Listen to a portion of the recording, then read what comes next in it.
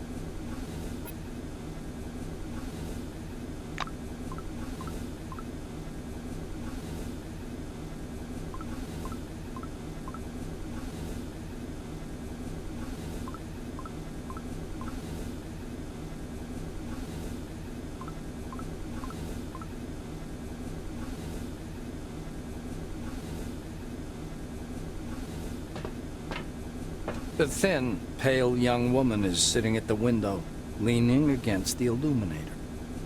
The glass is slightly fogged with her breath. She turns to you. Her shiny badge reads Tomoko Kimura, physiologist. We've crossed the border. No way back now. Even traveling by the funicular wasn't so thrilling. The white presses small hands to her blushing cheeks.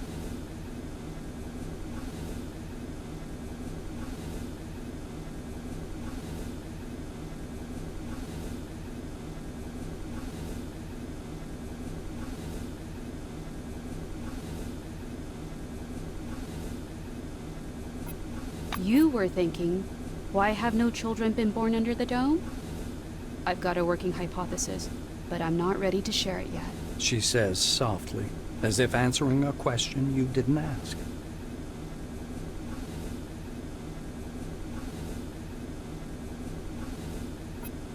Kimura peers through the glass in the direction you indicate. Oh, that's the aircraft that crashed into the dome during the first expedition. I believe that's a wing fragment, and there's some white canvas. What do you think that is? Maybe a parachute? The white shakes her head, bewildered. I just can't believe it. It's all true. We're on our way to meet the future. Kimura shoots you a surprised look. You're familiar with the details of the briefing, right? To put it simply, the dome is a selectively permeable environment.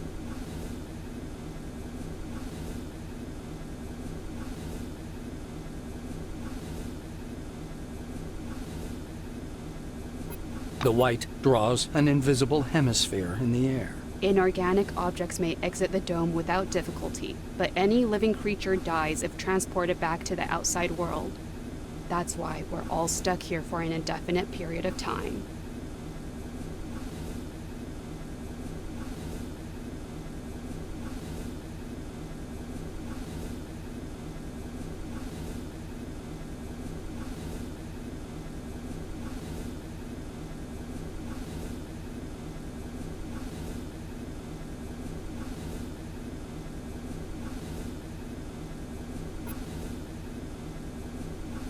Kimura listens without interrupting, as if considering your every word. It's quite possible. I would like to set up an experiment to test this in practice. She cuts off, abruptly. You exchange glances with the rapidly blushing Kimura. Not in that sense. I mean, yes, in that sense, but it is science, you know? It's quite serious. She blushes even more. No thanks.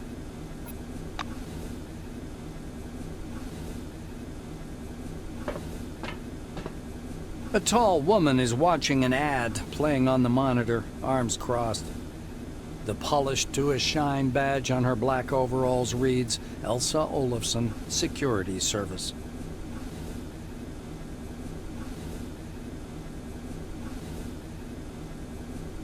She glances at you and offers her hand in a businesslike manner. Greetings. Please take all necessary precautions. By that I mean, don't turn your back on him. Elsa nods at the orange.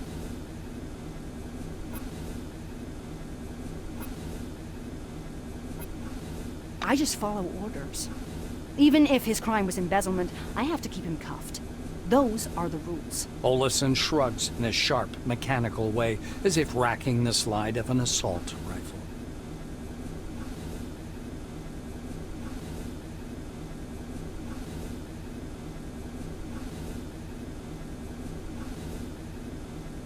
Our friends from the administration didn't deign to inform me about this man's record.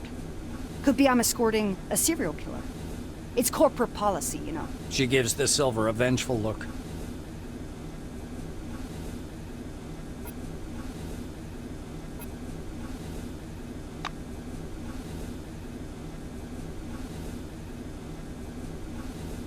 The orange is dressed in a new jumpsuit. The shiny badge on his chest reads Quentin Bisley, Laborer.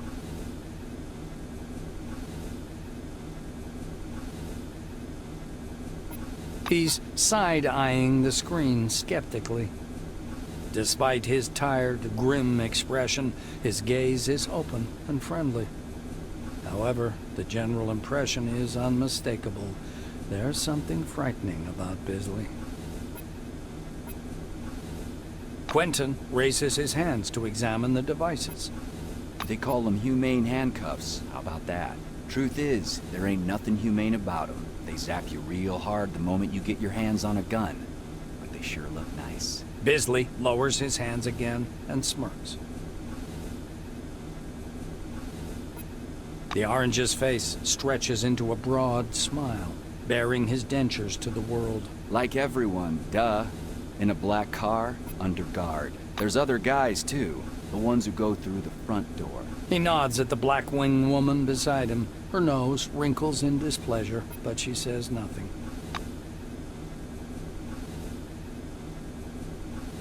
A guy wearing thick spectacles thrusts out a sweaty hand. Monty James, Silverwing. He glances down at your badge. Ah, it's you. I found your file extremely interesting. And your CV, wonderful. Inspiring, really. When I had the opportunity to look over the files of my future colleagues, I couldn't resist. I don't want to sound boastful, but silver level clearance has its advantages. Monty winks.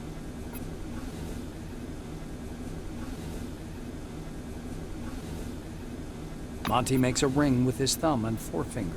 You were number 63,784 on the waiting list, but you were lucky enough to get into the Dome after only 16 months. Besides that, zero, nada, absolutely nothing. You're a dark horse for both the Foundation and myself. How exactly did you end up in this wing?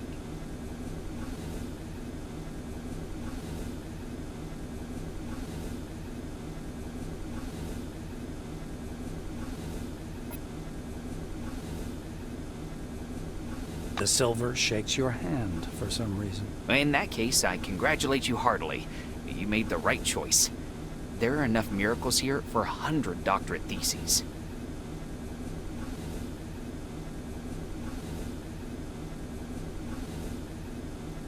An uncomfortable silence rises between you, and Monty abruptly taps the narrow illuminator panel with one finger. Look, there's a storm rising. The lightning is strange. Green. Should lightning be green? This is my first sandstorm.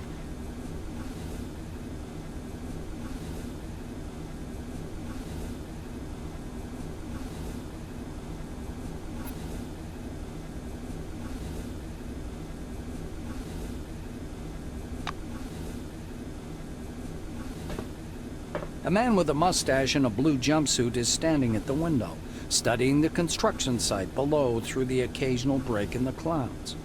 His badge reads Igor Patan, planner. The blue taps on the glass with one finger and gestures you to come and take a look. Seems like he doesn't speak English.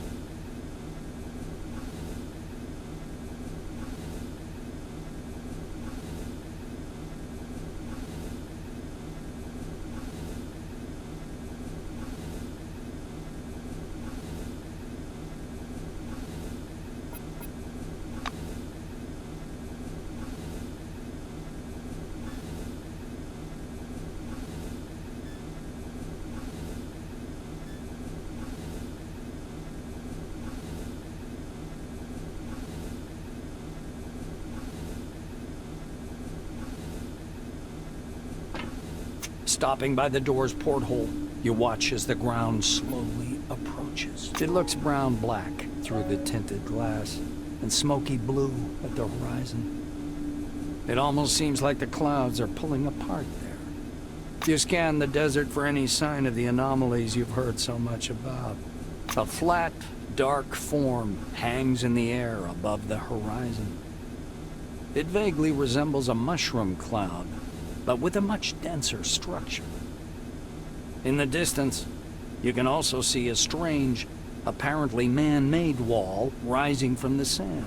Just as you're about to move away from the window, you notice a whirlwind beginning to form above the ochre plain. The gathering storm drifts unhurriedly above the desert, a crown of green lightning flashing at its core. Clearly no ordinary weather phenomenon. It must be one of those anomalies. You freeze by the window, unable to avert your gaze.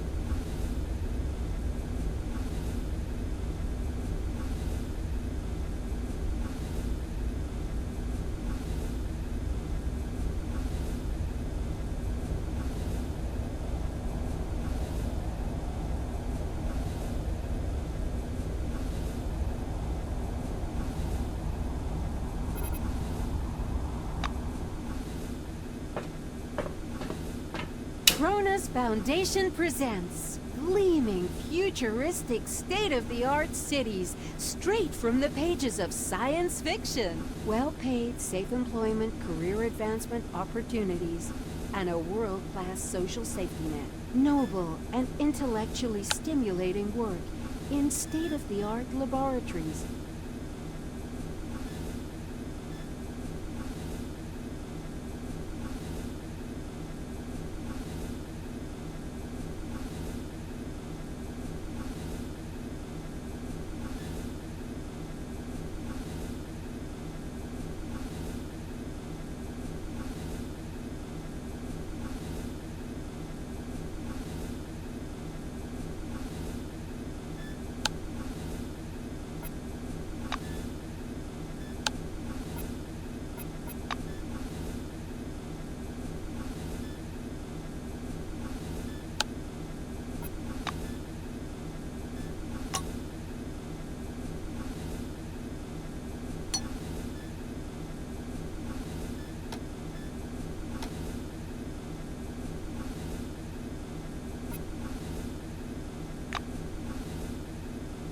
We're thrilled to welcome you to the Dome. You return to the window.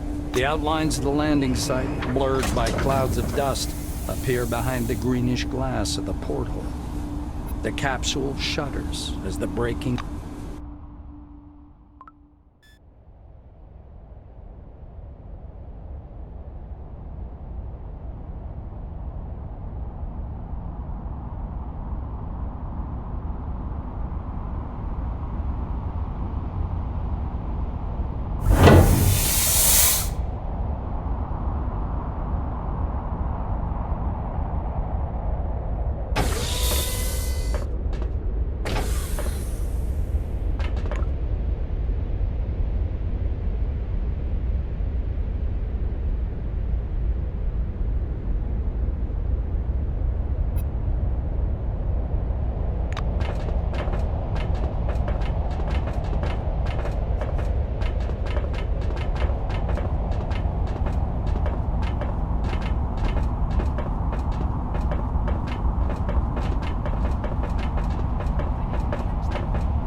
Come here. Come on now, or you'll miss everything. A cheerful man in a white lab coat grabs you by the sleeve. A badge reading Ludovico Nuzzi, scientific analyst, export department, dangles loosely on his clean uniform, which still smells pungently of washing powder. Look over there. He points upward with a sharp, wide gesture and hands you his field binoculars. You raise the binoculars to your eyes. Under fourfold magnification, the whirling cloud above the rust-colored plains looks even stranger. Its core glows with flickering green light and flashes rhythmically, and that rhythm seems to form a complicated pattern. Nuzzi bends close to your ear. Fascinating. Do you want me to bring some filters? If we intercept the red and blue spectrums, we'll see something amazing. It's like a signal, some kind of message. The scientist looks blankly at you, then down at his... This? Ludovico points at the building behind him. I work in Concord Station, categorizing relics. My job is to classify them by rarity. Then the blues package them, silvers issue the documentation, and oranges move them to the cargo capsule. Just like the one you arrived. Nuzzi points upward. Then the capsule takes the relics way up there, all the way to the spire, then to Crystal Sands by the funicular. They get auctioned off and turned into money. It's not like I endorse this, but We all... He offers you his binoculars once again. Do you want to have a look at the spire? It's amazing. But then... Nazi looks from you to the capsule and to the left. He flings his arms up. Oh, mi scusi. Excuse me. I'm so sorry. You'd better get going or you'll be late for check-in. Your colleagues... Yeah. The storm is growing stronger. The White mutters in fascination.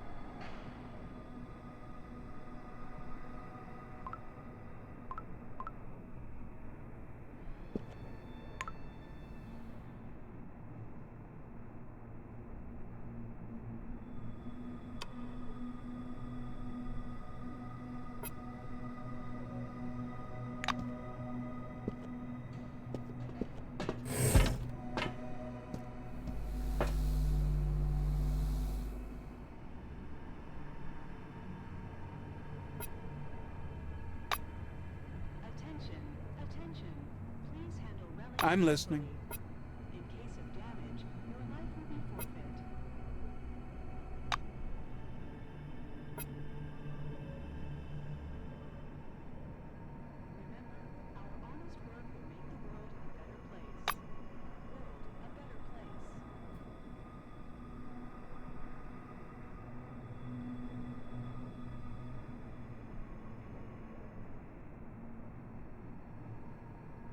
place.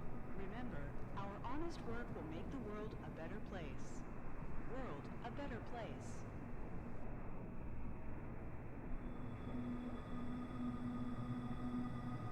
Attention, attention. Please handle relics carefully. In case of damage, your life will be forfeit.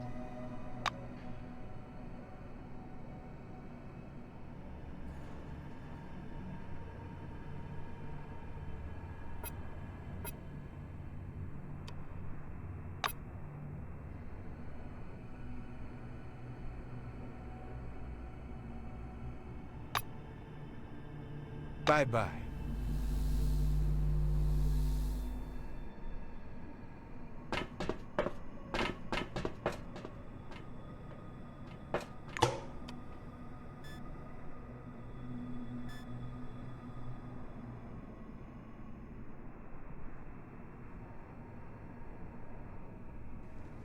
Attention, attention.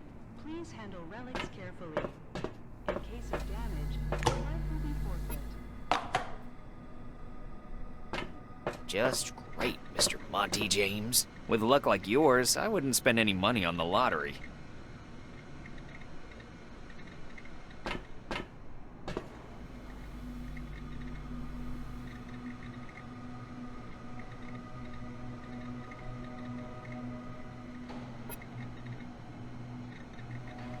Howdy.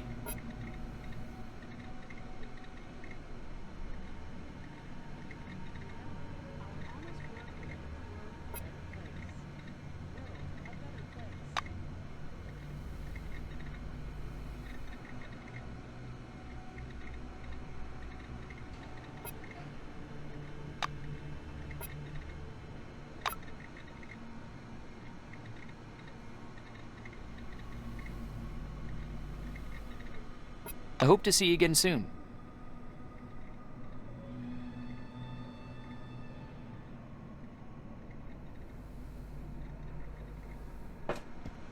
Hello, come up to the desk, please. I'll register you.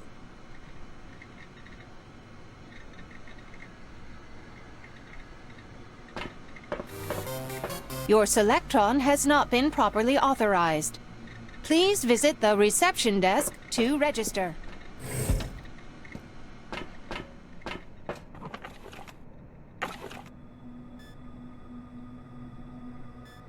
Attention,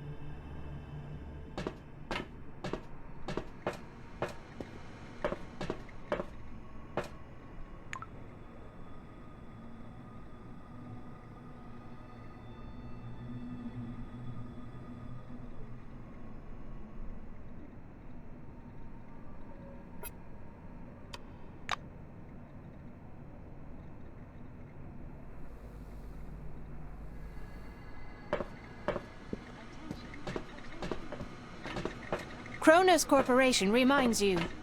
Please use... A tall receptionist watches you from behind his desk with a bored, haughty look. The employee glances at you indifferently. His upper lip is ever so slightly... All new employees must register first thing.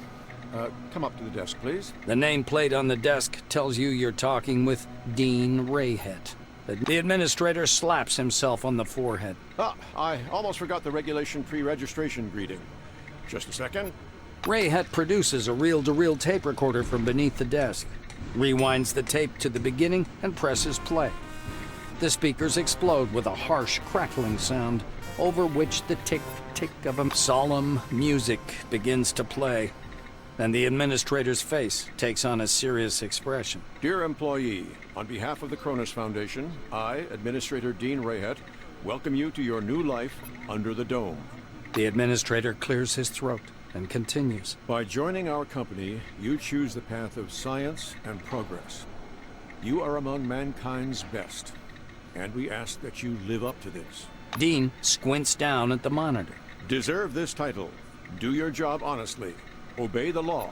The music fades, and the administrator finishes his speech. And together we will build the best possible future for all mankind. Dean puts the tape recorder away. Now that we're done with the official greeting, I'll register you and upgrade your Selectron.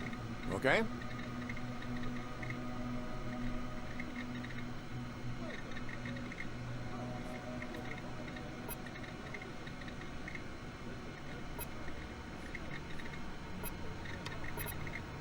Dean frowns, irritated. I'll explain everything once... Dean stabs impatiently. Dean's hands hover over the keyboard.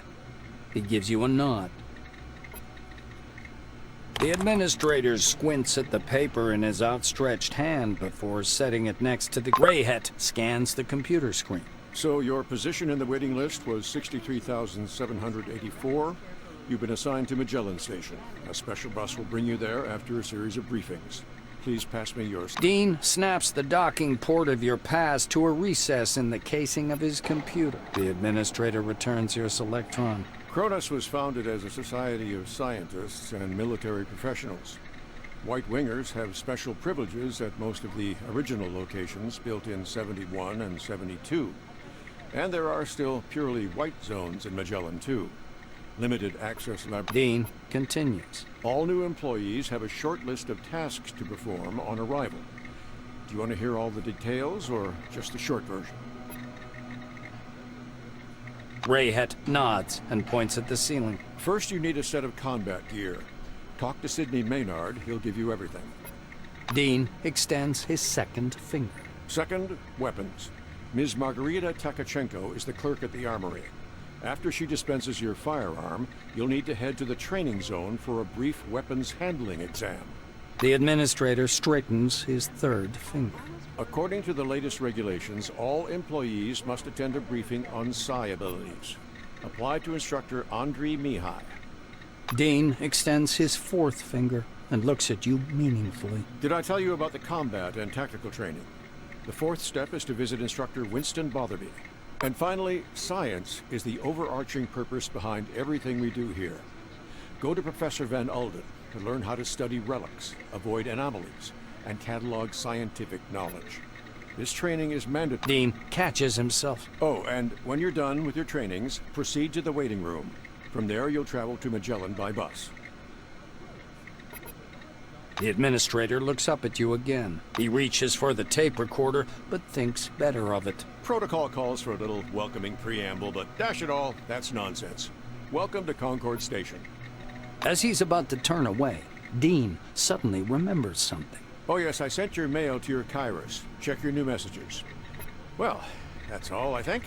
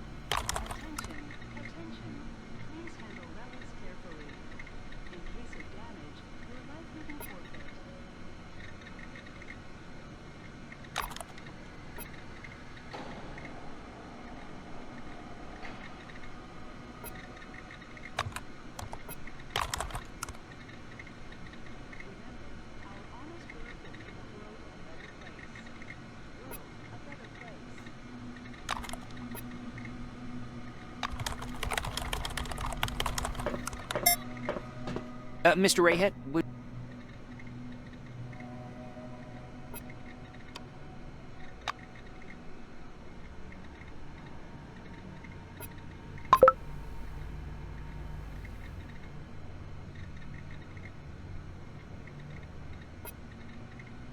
It was nice chatting.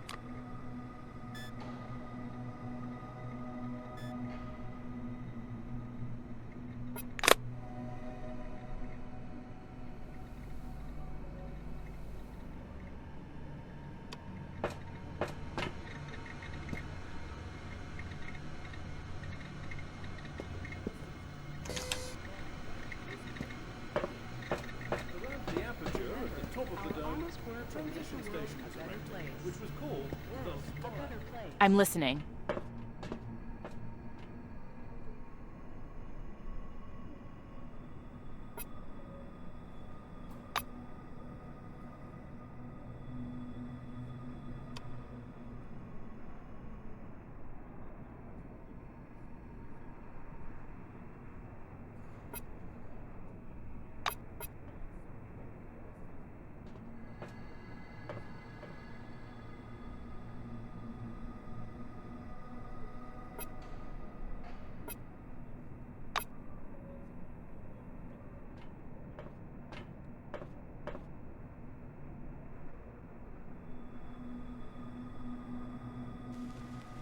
Remember, our honest work will make the world a better place. It was nice chatting. A better place. A small research camp was built nearby. Thanks to the efforts of our brave men, it had soon become a Please handle relics carefully. In case of damage, your life will be forfeit.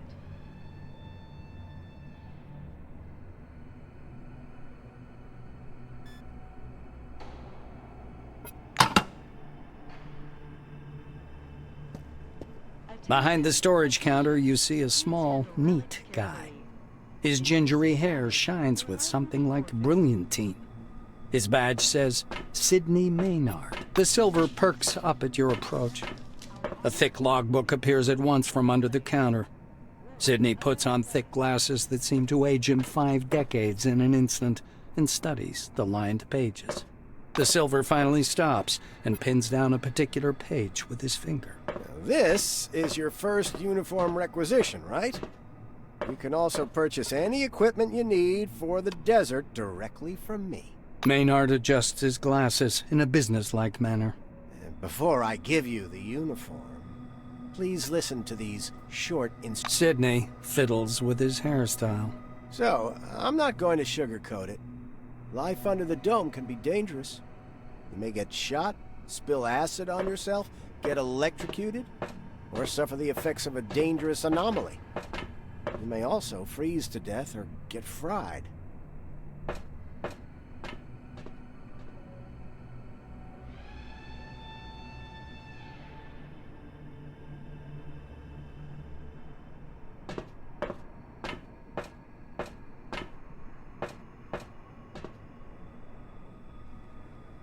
Remember, our honest work will make the world a better place. World a better place. That's why it's important to wear protective equipment when traveling outdoors. Of course, in hazardous situations, the equipment will get damaged, and the more it's damaged, the more often one has to repair it. The Silver steps back from his counter to indicate the repair kit boxes piled in the back of the warehouse. He points back at the shelves behind him. We've got repair kits for this gear. There are Blue Wing specialists ready to help you at any large base, of course, but they're not always available. So, you'd better learn how to use repair kits and workbenches on... Sidney rests the logbook on the desk. That's all the instructions. Now, I'm going... The Silver disappears into the back for a while and returns with a small package. Unfolding the package, Maynard shows you a brand spanking new... Sidney proudly shakes out a bright white jacket. It more resembles a thick mantle than a lab coat. Look, this is the most advanced clothing under the dome. It protects from acid, aggressive fauna, and... He raises a finger. One more important thing. In accordance with Order 16-225, helmets and gloves are not issued, but they're available for purchase from me. Please bear in mind that a full set includes headgear or a mask, jacket, trousers, gloves, and boots.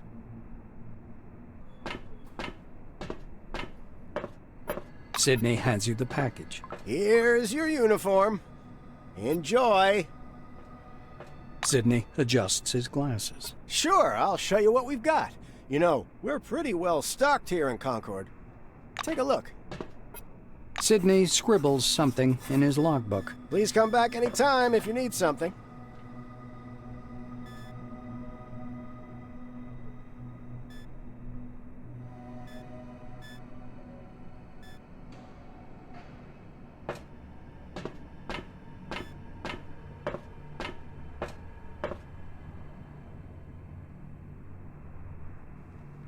Attention, attention. Please handle relics carefully. In case of damage, your life will be forfeit.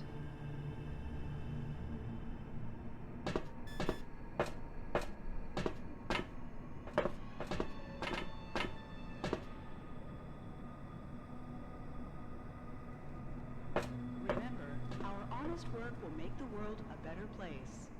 World a better place.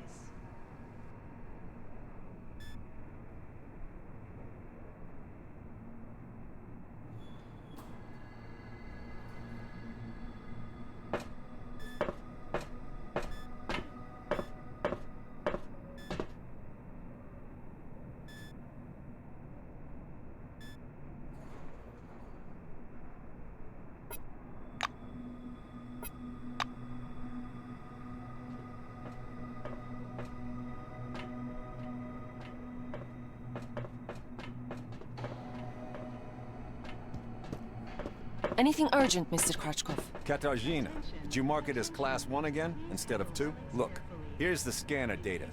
It says the relic is a scientific device. Wait, but it's still Class 1. I'm not going to violate protocol. Katarzyna, my dear, you may violate protocol as long as it benefits the company. Take your lead from your colleagues. Correct your report if you have to, and don't act so innocent. Vladimir, I'm done. How do we mark it? Class 2 fragile. Tell Noyan the relic should go out with today's flight. Think about it. A Class 2 relic will mean a bigger payoff for the company, and that means a bonus in your wages. Categorizing it as Class 2 means access to state-sealed bids. I bet the Brits will buy it. They're always trying to one-up us. All right, Mr. Krachkov. I'll correct my report. Carl, add sealed bids to the marking.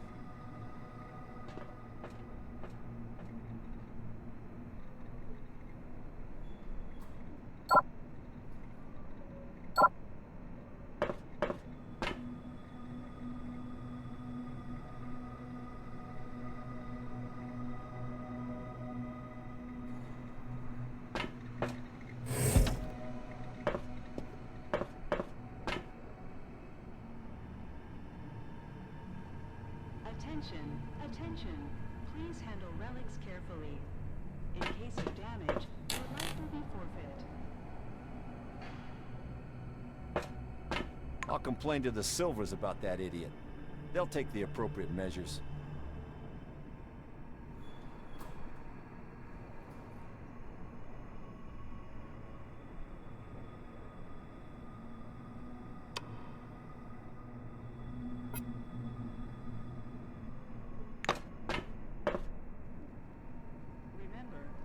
I hate those orange... An engineer in a bright blue jacket is tinkering with the door lock, cursing under his breath non-stop, blowing a curly strand of hair off his forehead. You're a newcomer, right? It's a straight-up open house here today. He offers you his hand. According to his badge, this is Maxim Penkovsky, technician. The technician slaps the door with one hand. You have to wait until I'm done. Some orange jammed up the lock with chewing gum just for a laugh. They're like animals, those oranges, marking their territory. If you ask me, they're too gracious about those bastards in Crystal Sands.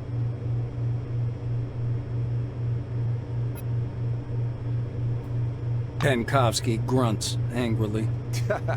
I wish I could. I'm gonna have to disassemble, clean, and reassemble it to get it working.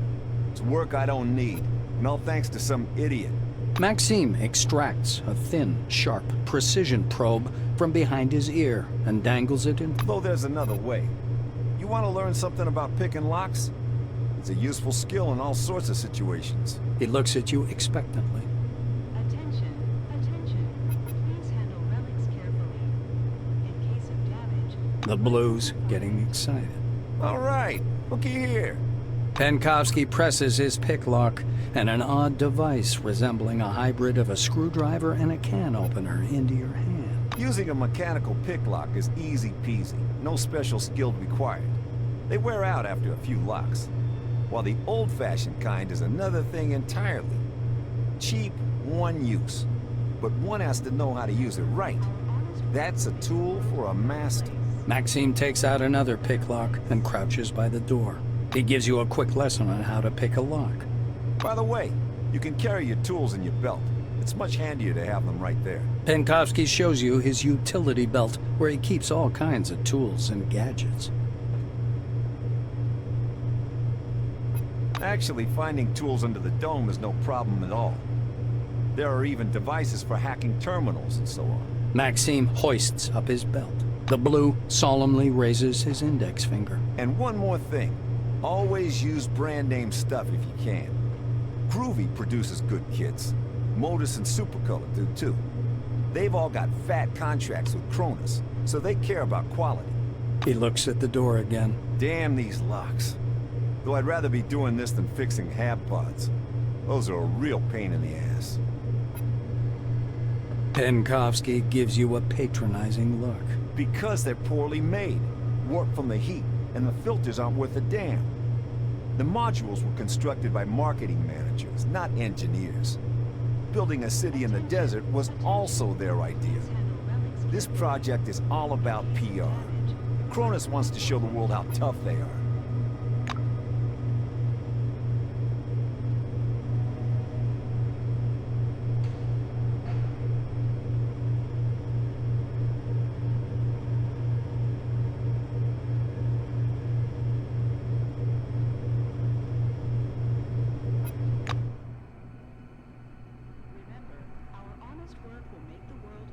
I repeat, get a lockpick and attach it to your utility belt.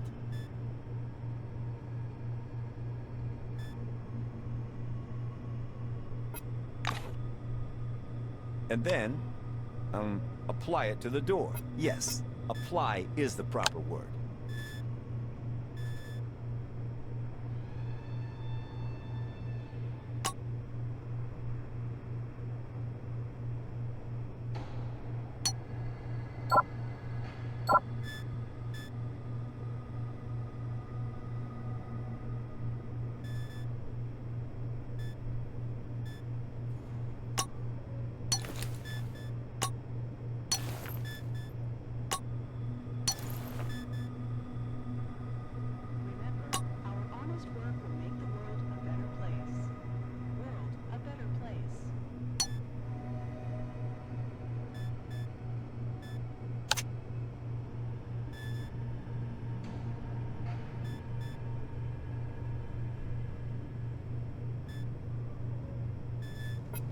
Attention, attention. Please handle relics carefully.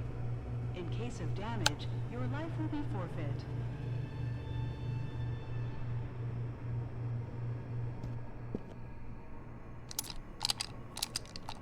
Just don't forget to pick up your uniform and weapons. It'll be awkward for you if the door gets stuck again.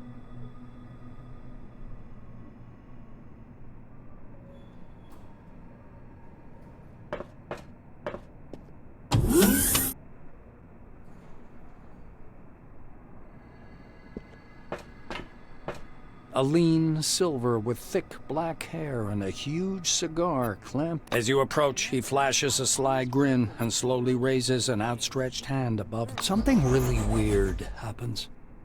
All the paper clips, pencils, scattered toothpicks, and bits of trash float up from the table and hang in the air. The silver badge reading Andrei Mihai, Science Instructor, floats up as well.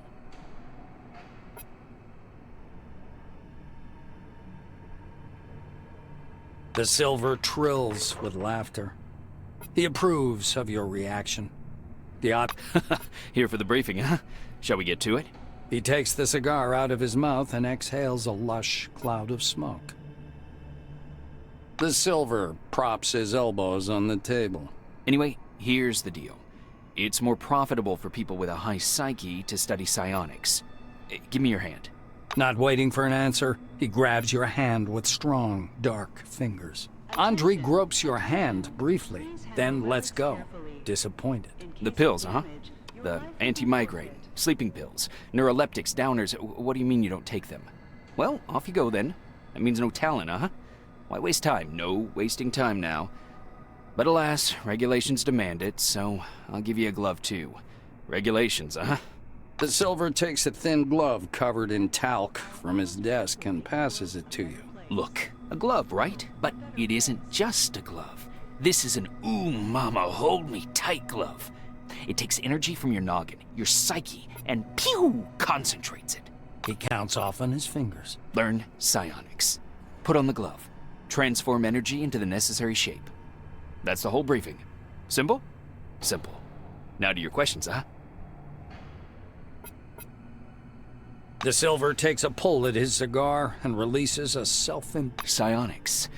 It's a gift for all of us. The forefathers took off someplace. Poof, gone. Only the dome remains. And this. Psionics, huh? He rocks back in his armchair, puffing on his cigar. The toothpicks again slowly rise up from the table. Mihai spreads his dark hands. Toothpicks hover around his head in a kind of halo. Scientists say everyone has an organic skill called psyche. You have it, I have it, everyone has it, huh? Big psyche? You got talents. Small psyche? No talents. You'll need to carry a lighter all your life. Mihai spreads his hands good-naturedly as if to say, "You're welcome." The toothpicks on the table skitter around for a moment, arranging themselves. The Silver laughs loudly at his joke. The cigar falls from his mouth to float in the air. Attention, attention. Please handle relics carefully. In case of damage, your life will be forfeit.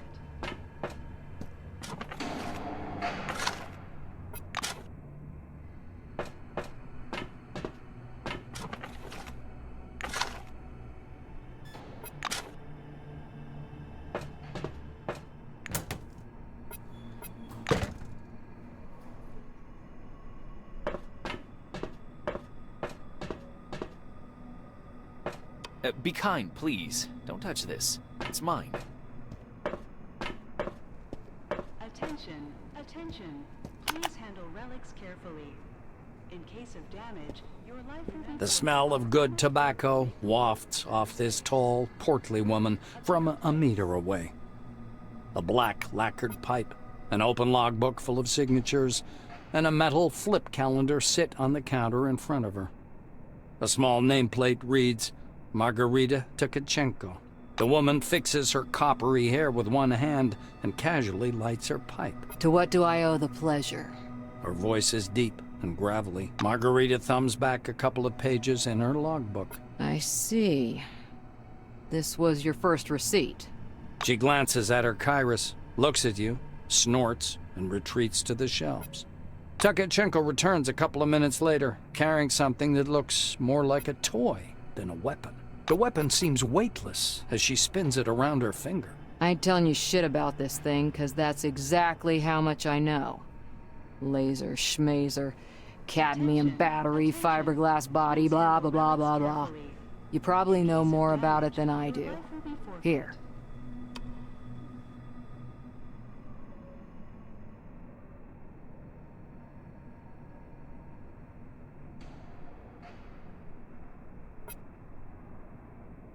Margarita drags on her pipe and releases a puff of thick, yellow smoke. I see you know the rules and won't cause problems. Takachenko bites down on the stem of her pipe. Are you kidding me? I'm a different breed. One that doesn't understand toy guns. What if it turns out to be radioactive? Sorry, but I can't help you out on this one. The Black regards the Andromeda suspiciously. Fuck it. If it breaks, bring it back and I'll trade it in for another one. There was a little cloth in the box it came in for cleaning the lens. That's all I know. The armorer shrugs, puffing indifferently on her pipe. It's the least I could do. We have a requisition list from the Silvers. For free, you receive only rubbish.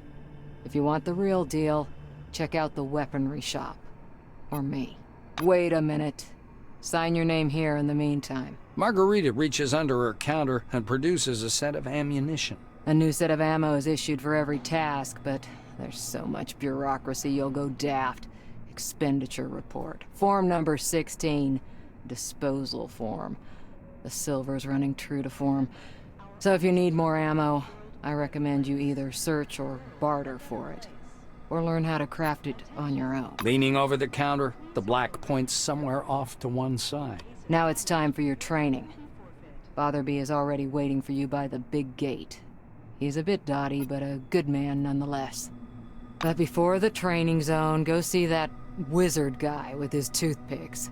Be careful around him, though. Don't let him pitch you a line. Psychic my ass. She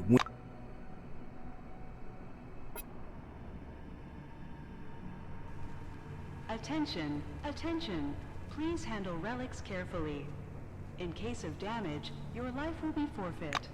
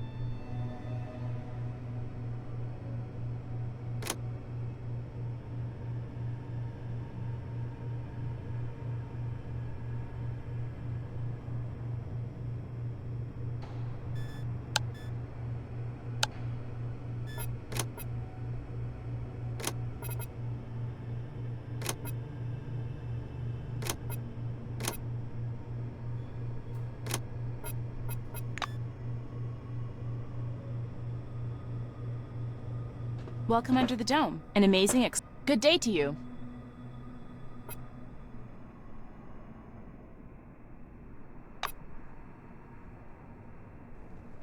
Attention, attention.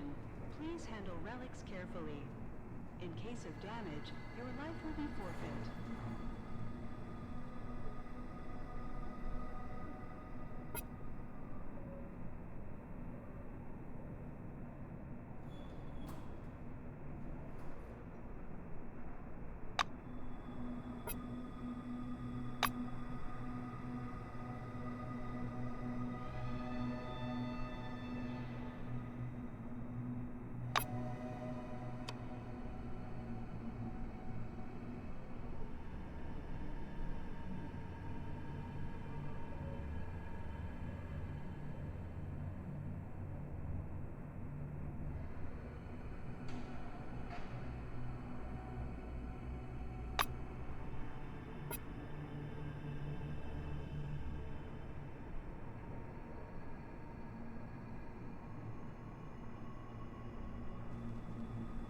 Remember, our honest work will make the world a better place. World a better place.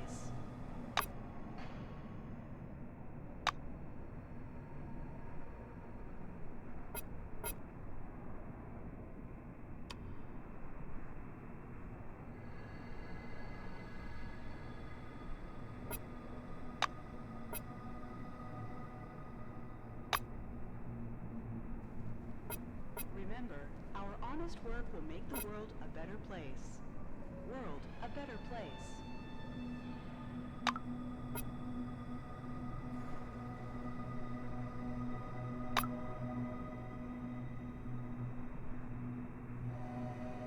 I hope to see you again soon.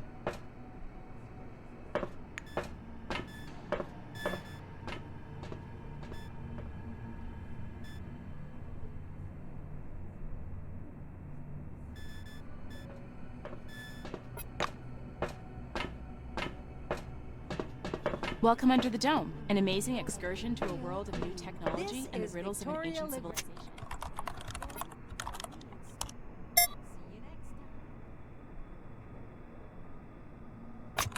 Attention, attention. Please handle relics carefully. In case of damage, your life will be forfeit.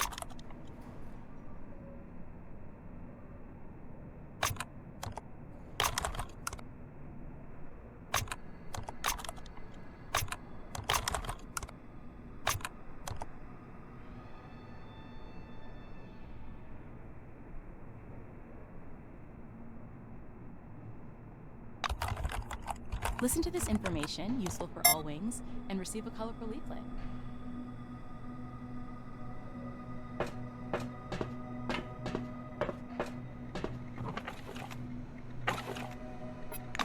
Ladies and gentlemen, this is the Dome from the Inside. Remember, our honest work will make the world a better place. Good day to you. World a better place.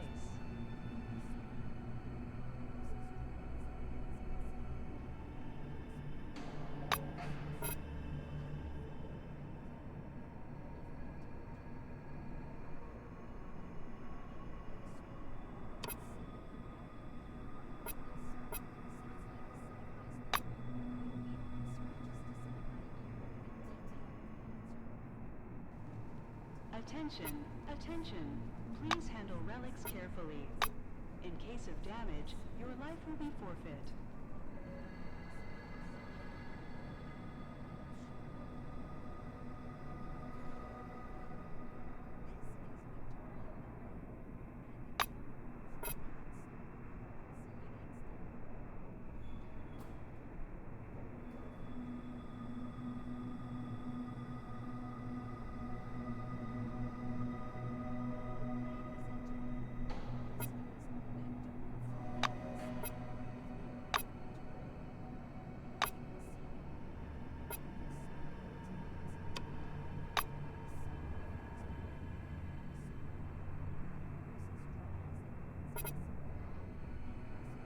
Have a good one.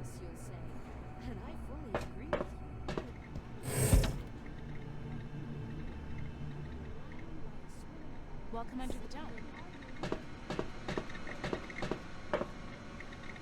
Attention, attention. Please handle relics carefully. In case of damage, To them, your life will be there will forfeit. soon be a real resort city in the West. A middle-aged black is sitting behind the counter with his hands in his lap. The buttons and zippers on his uniform are polished to a shine, and even his badge, Winston Botherby, Botherby frowns as you approach. Your first act is being late for the briefing. You going to be late for your funeral as well?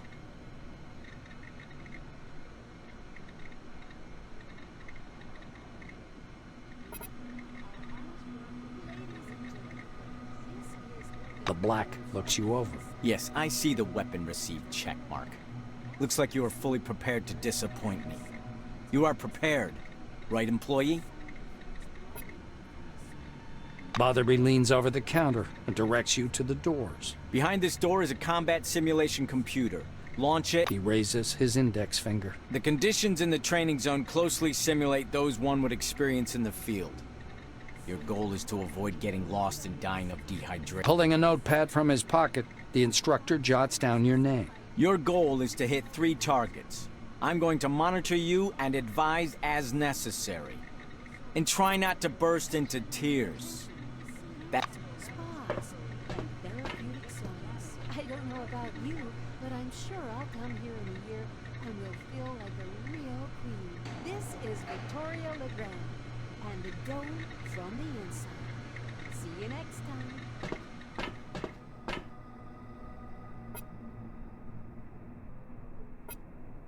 Glad to meet you. Ladies and gentlemen, this is the dome from the inside with me, Victoria LeGrand. As you can see, there are endless salt pans in the western region behind me. The sun reflects blindingly from the salt, and the air is as dry as a nun's gusset. What an inhospitable wilderness, you'll say. And I fully agree with you. But what if I told you that in a year, you'll be... And I was starting to get bored. Sipping a margarita right on this spot. Sounds like a sci-fi story, but we aren't strangers to sci-fi here. The detailed plans are ready, and according to them, there will soon be a real resort city in the west, with bars, casinos, spas, and therapeutic saunas. I don't know about you, but I'm sure I'll come here in a year and will feel like a real queen. This is Victoria LeGrand, and the dome from the inside. See you next time. Remember, our honest work will make the world a better place. World a better place. Ladies and gentlemen, this is the dome from the inside with me, Victoria LeGrand. As you can see, there are endless salt pans in the western region behind me. The sun reflects blindingly from the salt, and the air is as dry as a nun's gusset. What an inhospitable wilderness, you'll say. And I fully agree with you. But what if I told you that in a year, you'll be lying by a swimming pool, sipping a margarita right on this spot? Sounds like a sci-fi story. But we aren't strangers to sci-fi here. The detailed plans are ready. And according to them, there will soon be a real resort city in the west, with bars, casinos, spas, and therapeutic saunas. I don't know about you, but I'm sure I'll come here in a year and will feel like a real queen. This is Victoria LeGrand, and the dome from the inside. See you next time.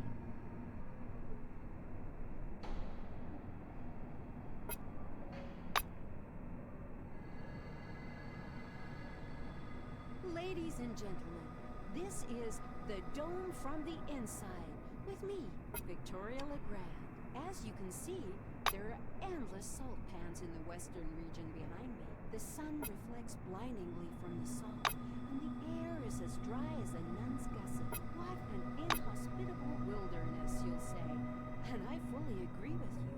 But what if I told you that in a year, you'll be lying by a swimming pool, sipping a margarita right on this spot? Sounds like a sci-fi story. But we aren't strangers to sci-fi here. The detailed plans are ready. And according to them, there will soon be a real resort city in the west. Welcome back. Casinos, spas, and therapeutic saunas. I don't know about you, but I'm sure I'll come here in a year and will feel like a real queen. This is Victoria LeGrand, and the dome from the inside. See you next time.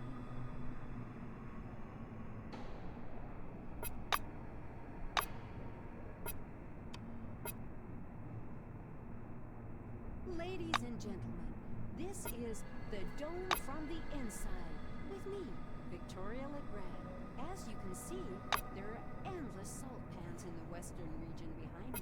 The sun reflects blindingly from the salt, and the air is as dry as a nun's gusset. What an inhospitable wilderness, you'll say. And my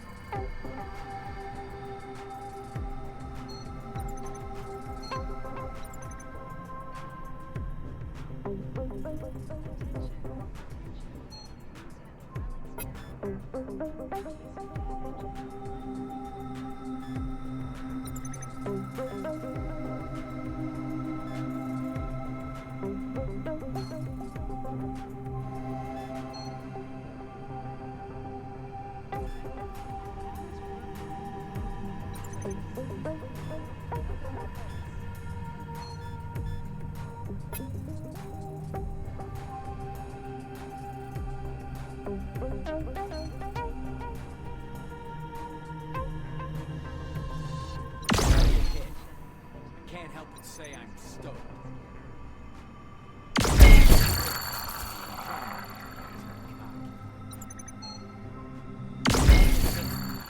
I wouldn't cheer for random chance if I were you.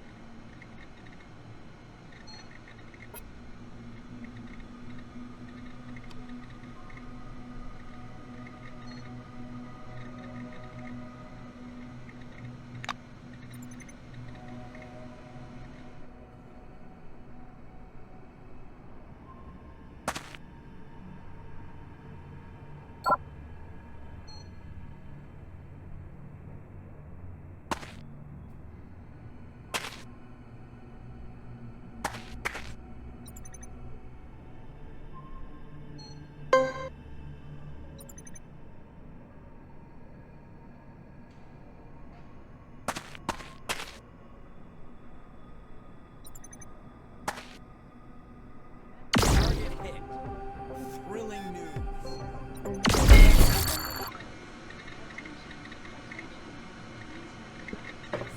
Victoria LeGrand, and the dome from the inside. See you next time.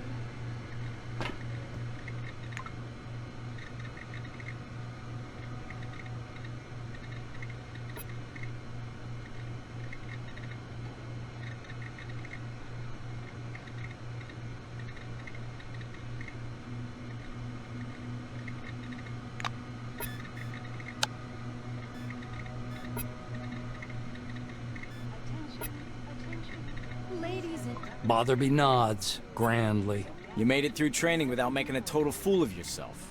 Congratulations. I'll send a report up the chain about your completely unanticipated success. Blindingly from the sun, and the air is as dry as a nun's gusset. What an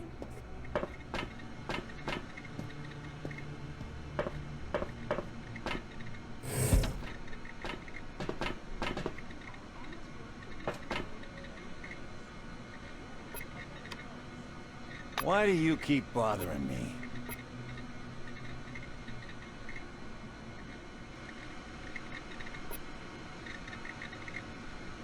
Well, hello there.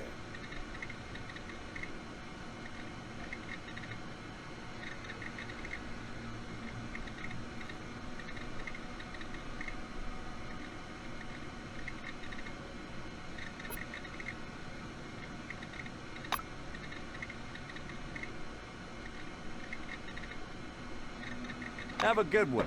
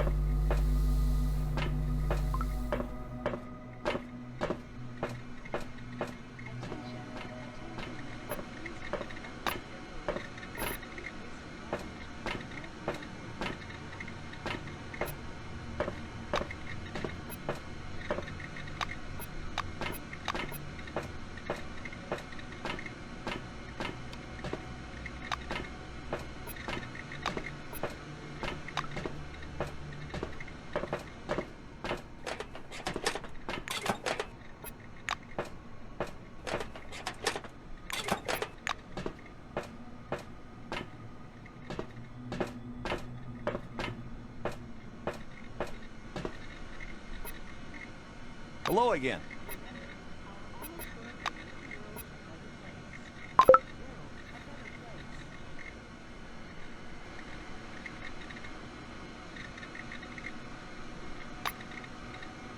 I hope to see you again soon.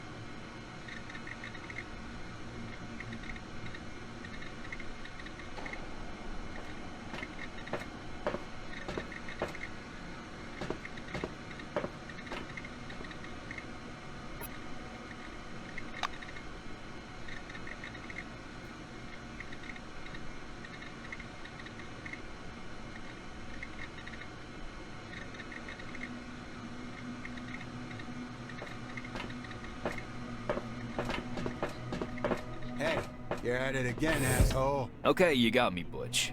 Old habits. You know that. Shall we continue? Continue my ass. Read deal.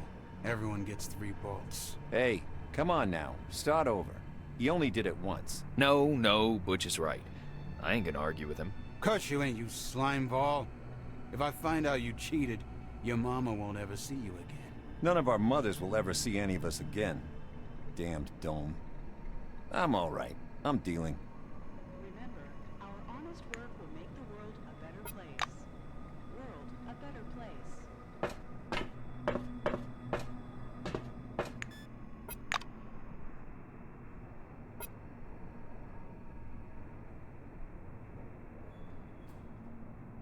Good day to you.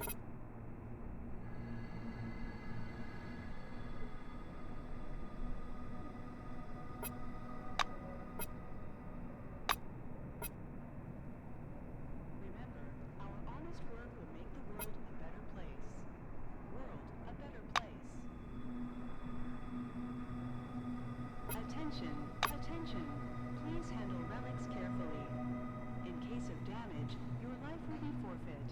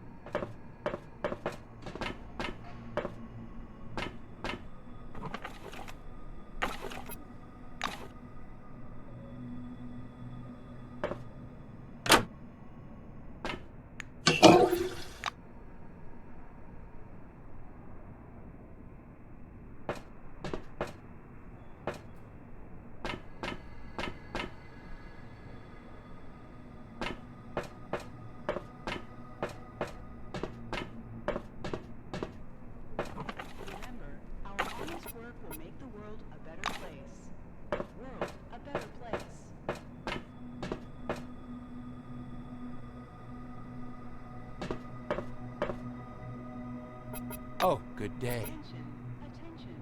Please handle relics carefully. In case of damage, your life will be forfeit.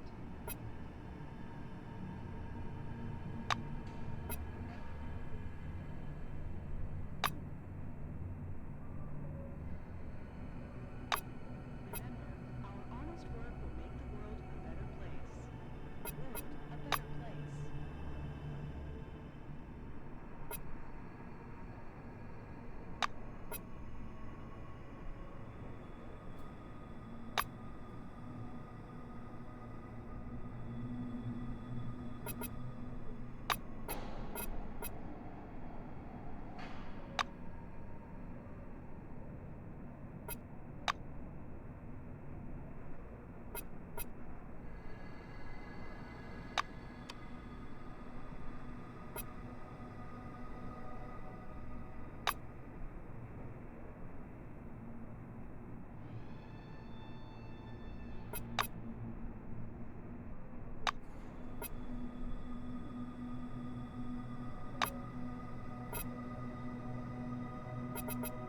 I hope to see you again soon.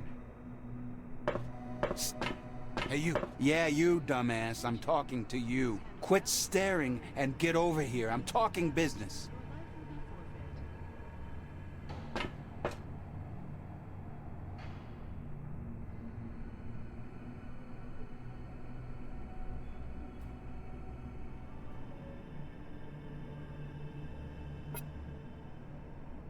Good day to you. Honest work will make the world a better place. World a better place.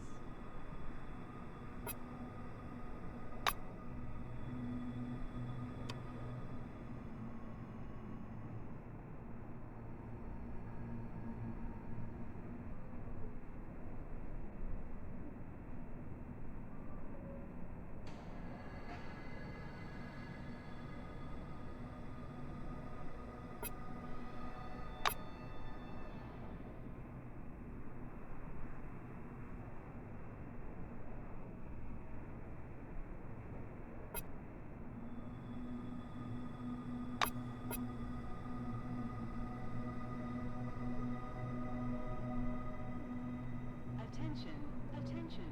Please handle relics carefully. In case of damage, your life will be forfeit. Bye-bye.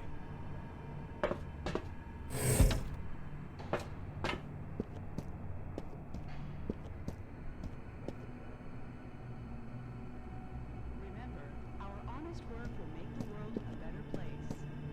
World a better Why do you keep bothering me?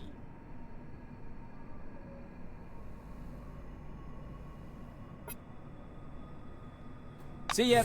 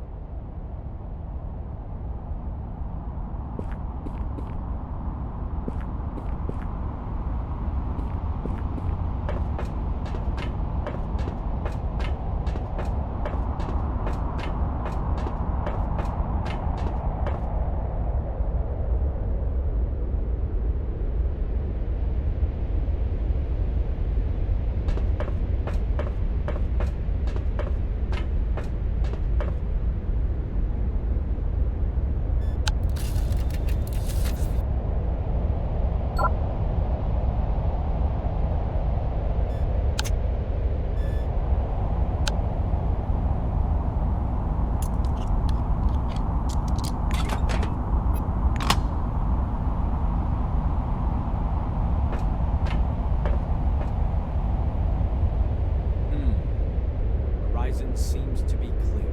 What have you got, Ketch? Landing zone is clear. No idiots. Over. Copy, Ketch. Launching the cargo pod. Call the workers.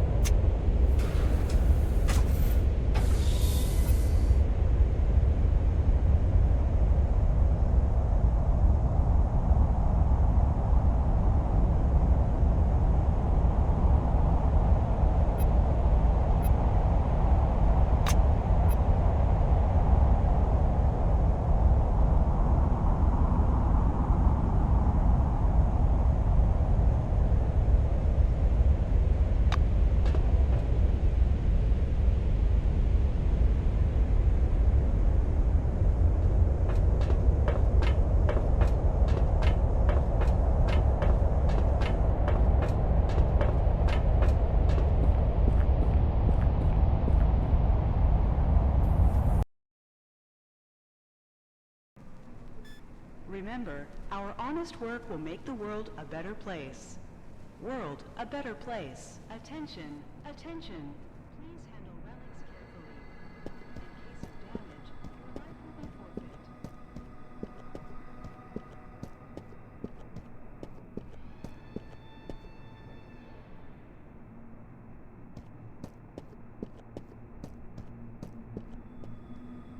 Hello again. What? What the...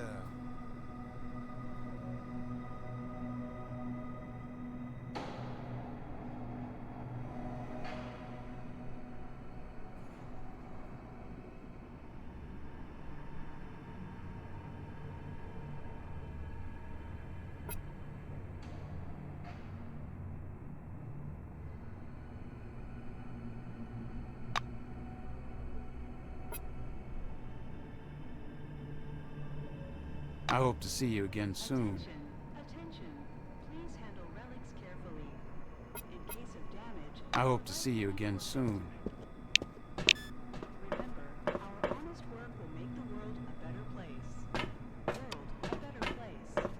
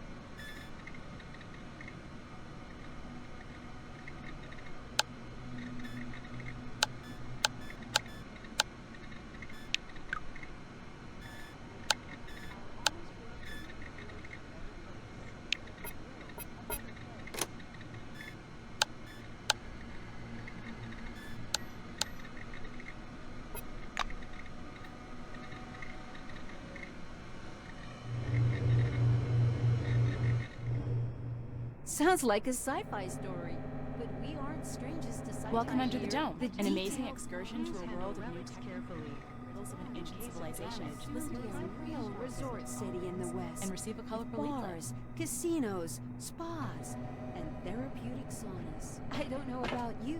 Welcome but I'm under the sure I'll dome, come an to amazing live here. excursion to a world. You see a tall scientist in a white lab coat, bathed in the dim lamplight. The man turns at your footsteps. He's holding a paper clipboard and a pencil. His shimmering silver badge reads Sebastian Van Olden. He glances from you to the glittering watch on his wrist. I want us to respect one another's time. Please speak loudly, clearly, and to the point. You must be the newcomer I was told about. Nice to meet you. Finished with his unusual greeting, he offers you his thin hand. The scientist puts the clipboard aside, raises his watch for a closer look, and sets the timer. He shows you his watch dial. According to the rules of this briefing, I have to touch on a large number of topics. Therefore, I will do so very briefly. Do not interrupt me. When I'm finished, I'll answer your questions. Within regulations, of course. Sebastian produces his handheld and clicks some buttons. I checked your scanner. It's working and is connected to the Minerva database. Everything you scan will earn you Chronos or Forefathers knowledge points.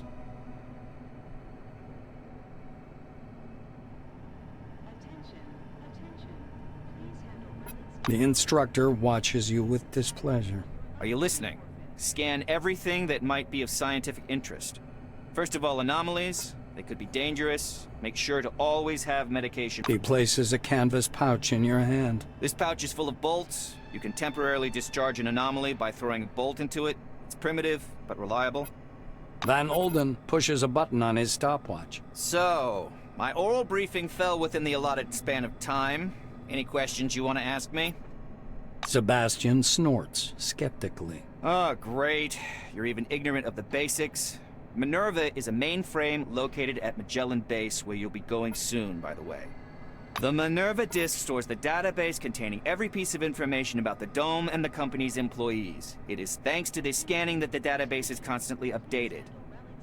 Are you ready for the second part of the briefing, or do you have any more questions? The instructor looks at his chronometer again. The white scowls in annoyance. Do you know anything at all? What did you come under the Dome for anyway? You get knowledge points for scanning objects. For scanning anomalies and relics, you receive forefather points. Scanning the company's property and employees, living or dead, earns you Chronos knowledge points. He explains with a sagacious expression. You can exchange knowledge points for medication and equipment as part of the volunteer research program. Are you ready for the next part? The clock is ticking. The instructor taps his watch. Sebastian pulls a scanner from his pocket. I will demonstrate this only once.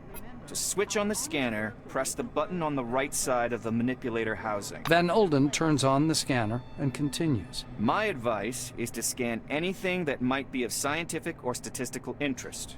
Relics. He turns the screen so you can see it. The scanner automatically transmits data to the Minerva system, and you receive knowledge points. Do you have any? You'll need some one-use stimulator injectors, bandages to stop bleeding, and anti-radiation agents and radio protectors, including... He produces a black-capped, transparent plastic jar out of his pocket. According to protocol, you should have this medicine. I'll give it to you as soon as we proceed to the practical part of the briefing. Are you ready, by the way, or do you have any questions? The researcher winces. Why do I have to spell out every single thing for you? Take a bolt, throw it at the anomaly, and it goes off. Any more questions? The scientist glances at his watch again. You're within the time limit for questions. The next step is training in the artificial ecozone. He rests one finger on the button in preparation to start the timer. You're going to go downstairs and scan relics. I will be monitoring your progress. Please note there are several radioactive anomalies in the ecozone. These are the same conditions you'll be working in the field. Radioactive zones and relics. He smoothly extracts a jar of yellow pills from his pocket. Here's your ARAD 3. And one more thing. Just a moment.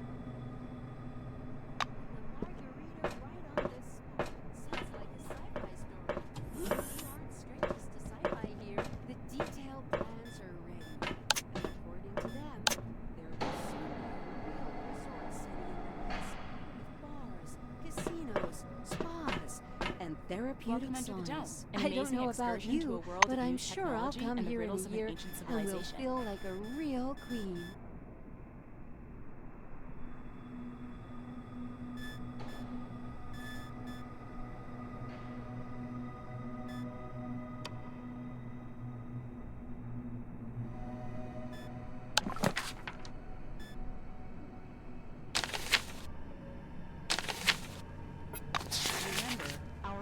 Work will make the world a better place. World a better place.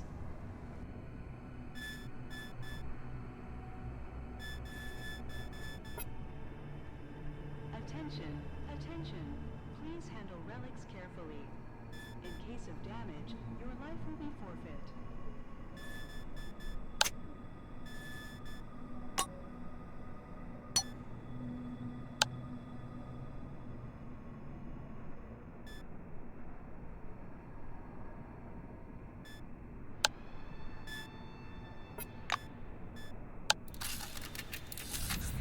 Listen to this information, useful for all wings, and receive a colorful leaflet.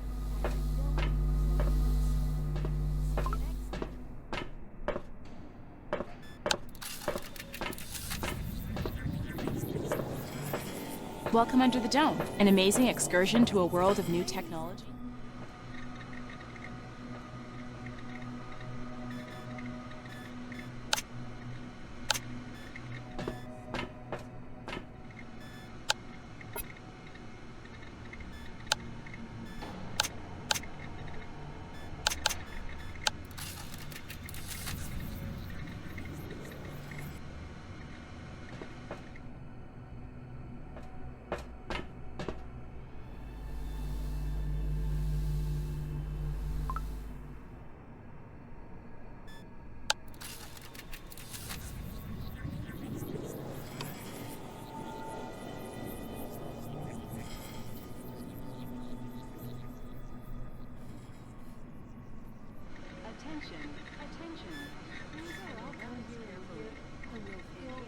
Real queen. This is Victoria Legrand, and the dome from the inside. See you next time. Receive a colorful leaflet.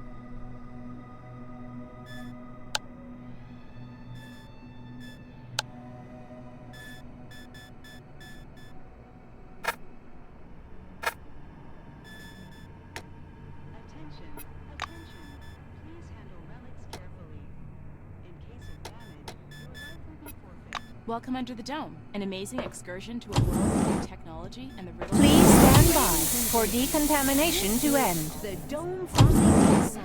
With me, Victoria Legrand. As you can see, there are endless salt pans in the western region behind me.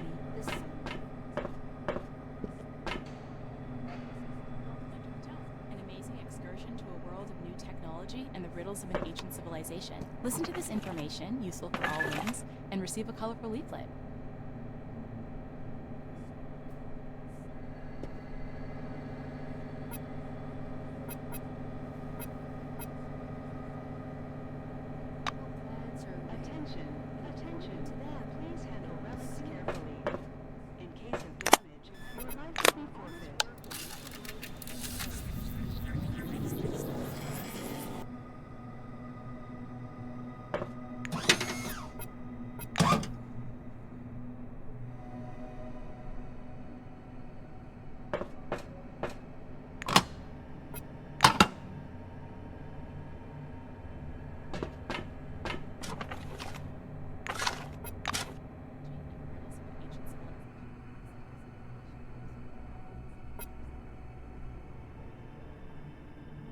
Good day to you.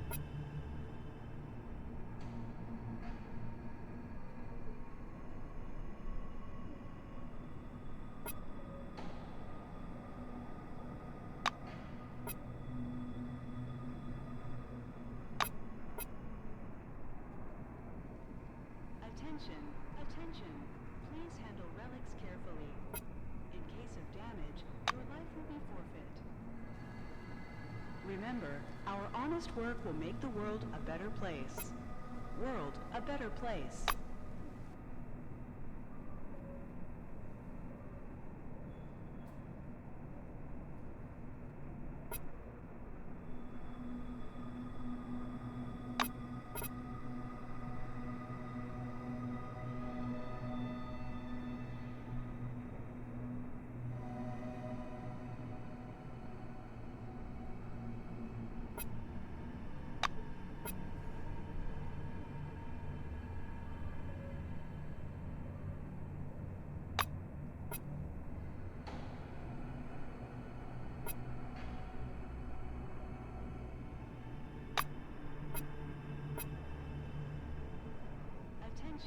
Attention.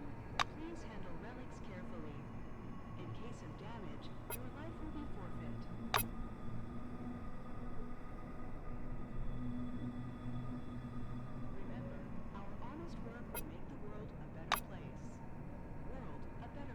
It was nice chatting.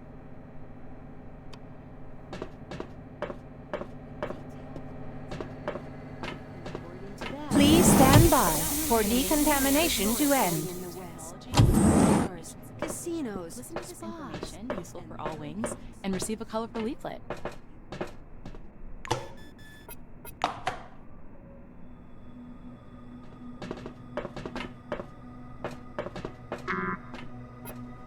Attention, attention.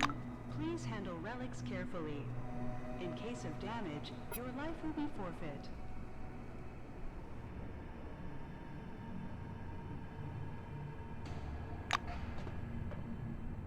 Welcome under the dome, an amazing excursion to a world of new technology and the... Please stand by for decontamination to end. Ladies and gentlemen, this is the Dome from the Inside with me, Victoria Legrand.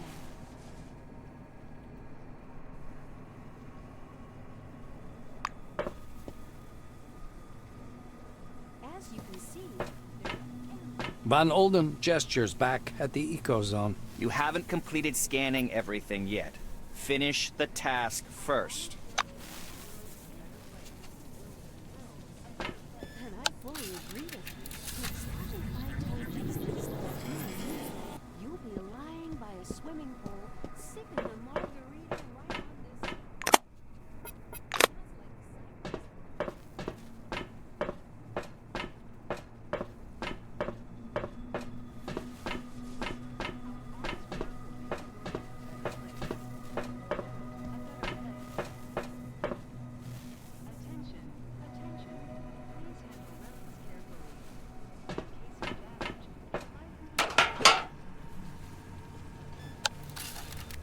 Be careful around the anomalies. Touch one of them and you'll be injured.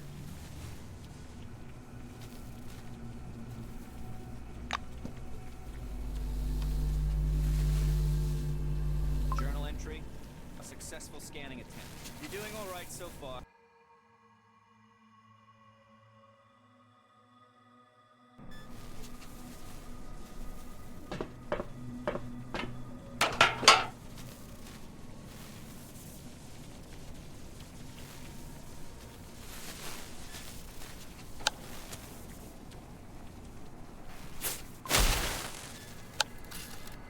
Be careful around the anomalies. Touch one of them and you'll be injured. Toss a bolt at the anomaly to discharge it. Journal entry.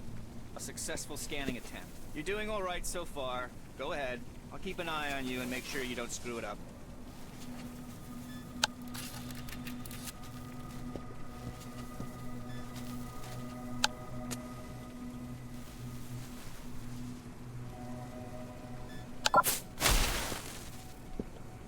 Don't touch the relics with your hands, employee. Use your scanner. Radiation sickness will not act. Journal entry. 2 objects scanned. And again, watch out for anomalies. Touch one and you'll be injured. Toss a bolt at the anomaly to discharge it.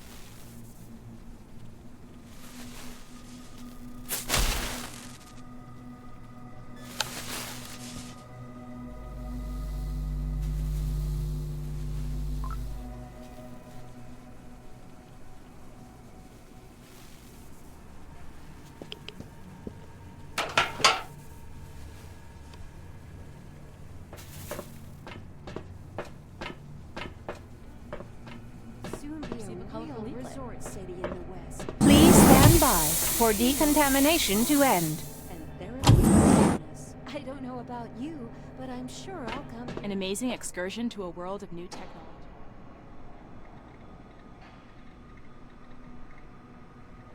Attention, attention. Tkachenko grunts a greeting without removing the pipe. Tkachenko opens the big black logbook on the...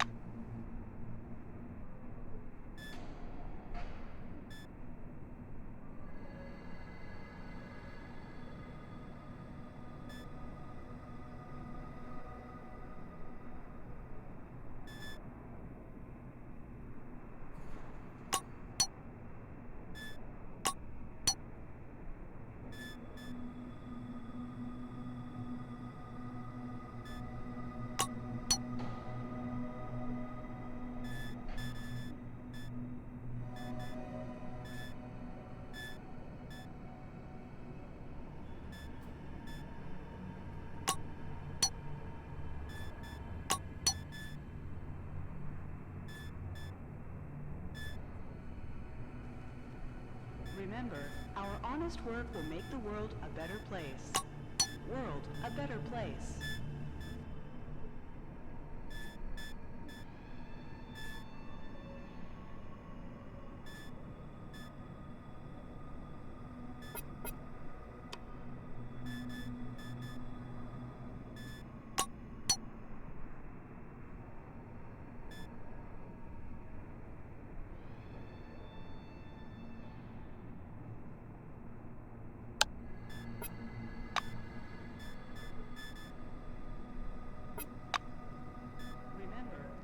Honest work will make the world a better place. World a better place.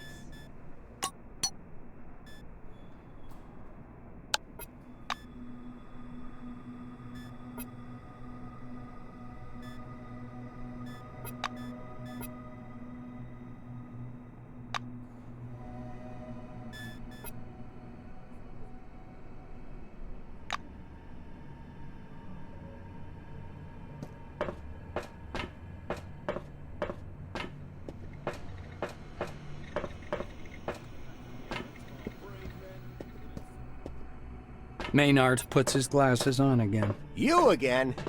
Pretty sure you got your uniform already. Sidney adjusts. Sidney scribbles something in his logbook. Please come back anytime if you need something.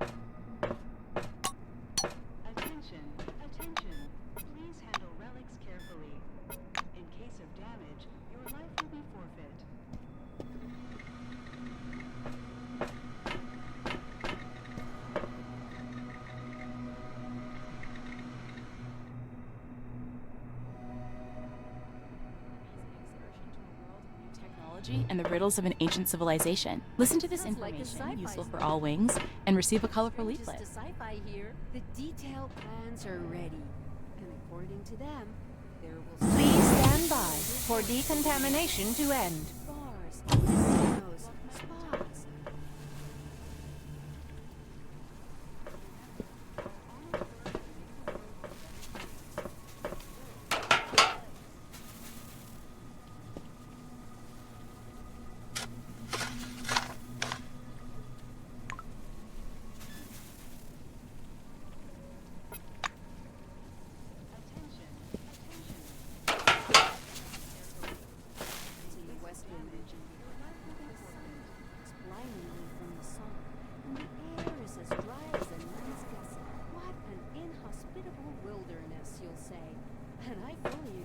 Sebastian meets you on the platform. Your finishing time is within the acceptable range. He clicks the stopwatch button, fixing the result time. The scientist turns back to his notes. Not bad. One question. You observed several anomalies while scanning. Why do you think they appeared? I'd like to hear your opinion.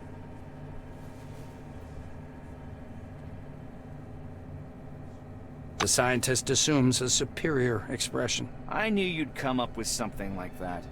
I see you understand nothing about the nature of anomalies. So let me add a couple of points. He glances at the shimmering blue light in the eco zone. The truth is, We don't know the precise reason for these phenomenon either. We actually know nothing, no matter how much we try to convince ourselves otherwise. Sebastian points a thin finger at the clustered lightning. I personally believe that the anomalies are the dome's security mechanism. The ones you saw are relatively harmless, but there are different anomalies in the desert, phenomenon that toy... Van Olden clasps his hands behind his back. I know you don't care, but I'll say it anyway. Scientists today are required to be wonder workers who can heal cancer with a wave of their hand and solve the secrets of the universe during their coffee break. For some reason, no one wants to understand that fundamental science is always an investment in the future. It produces no answers here and now. The White's gaze strays back to his clipboard. If something terrible happens under the dome one day, and I'm sure it will, science will protect no one. That is all. Off you go. I'm sure I'll come here in a year and we'll fill with the... Please stand by for decontamination to end. And the dome from the inside. See you next time.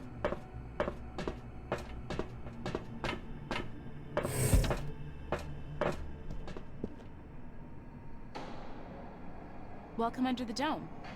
An amazing excursion to a world of new technology and the riddles of an ancient civilization. Listen to this information, useful for all things, and receive a Remember, our honest work Come on, don't be shy.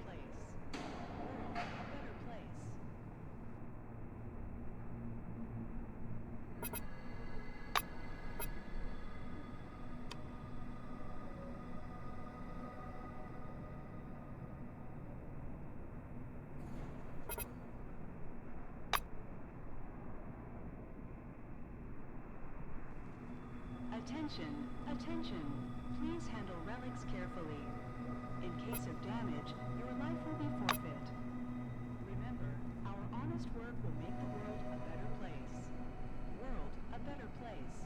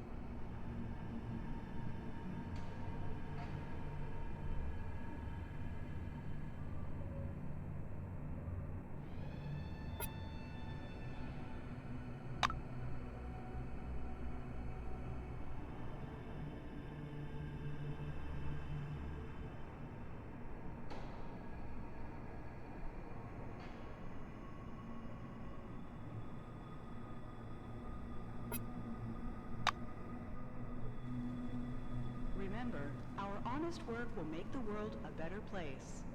World a better place.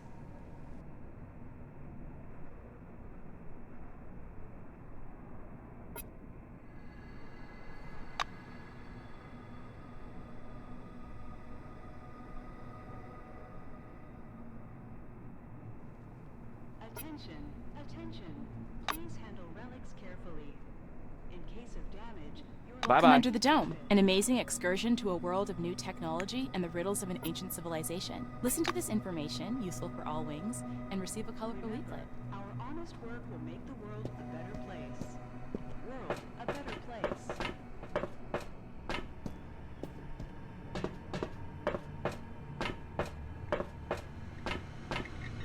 Winston's leather boots. This is the dome from the inside. With me, Victoria Legrand. As you can see, Hello again.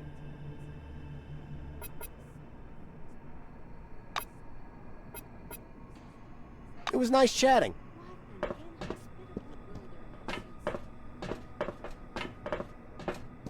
Welcome under the dome. Ed, An spit it amazing out. excursion to a I can world see of that something's bothering you. technology and the riddles of an Well, ancient civilization.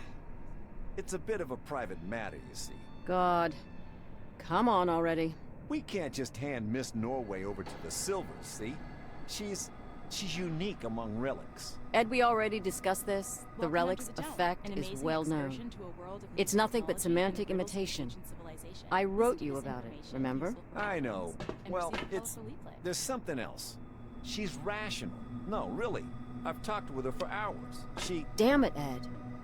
The relic doesn't speak. It's some kind of subliminal wave field messing with your head. It's you having both sides of the conversation with Norway. It's all inside your head. You're imagining that it's rational. That's it. We've gone through all that. Doctor, what if it's the other way round? What if she made you believe she's not rational? Eddie! But you can't exclude the possibility, can you?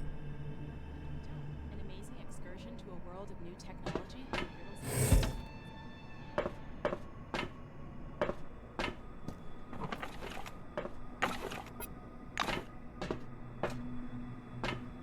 I'm all ears. Attention, attention. Please handle relics carefully. In case of damage, your life will be forfeit.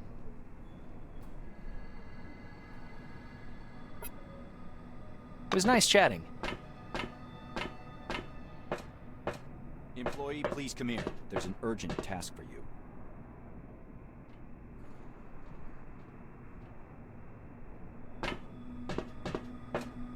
I'm all ears. Remember, our honest work will make the world a better place. World a better place.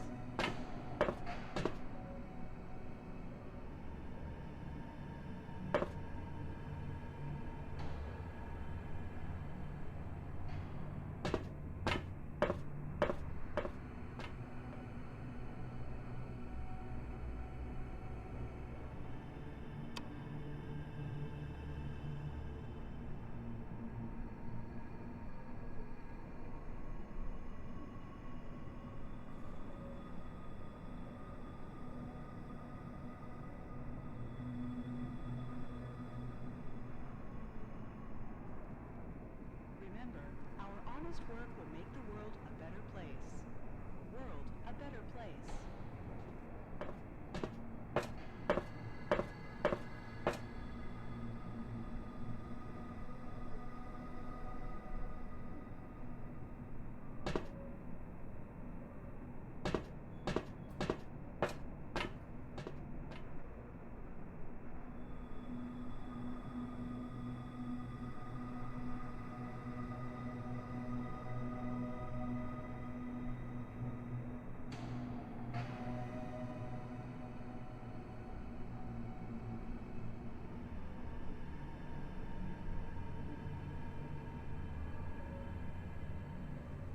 Attention, attention.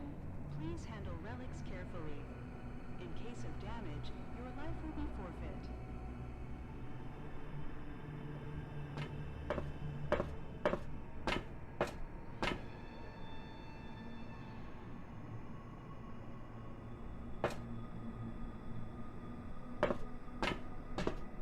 Remember, our honest work will make the world a better place.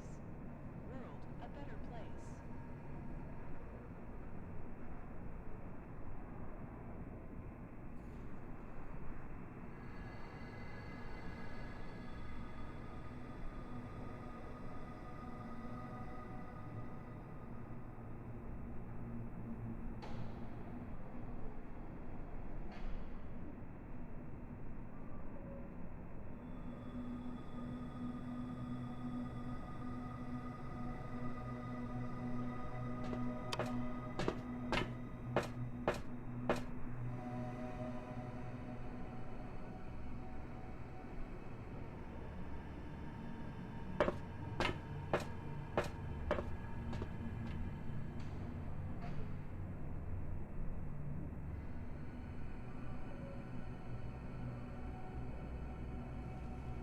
Attention, attention.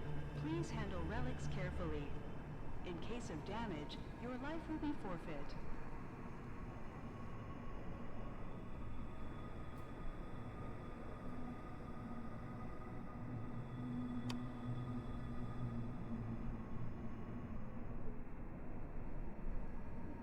Remember, our honest work will make the world a better place. World a better place.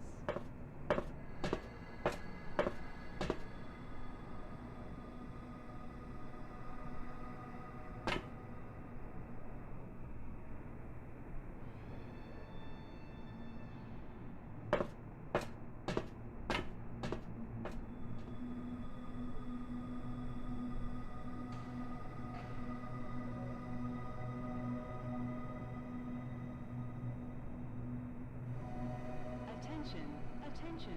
Please handle relics carefully. In case of damage, your life will be forfeit.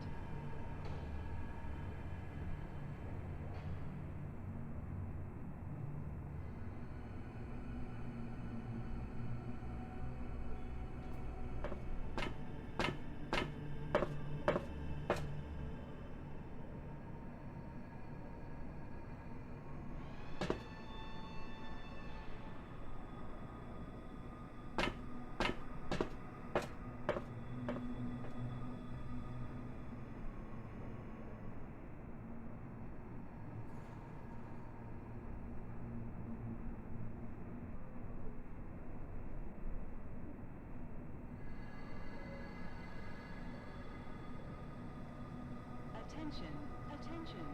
Please handle relics carefully. In case of damage, your life will be forfeit.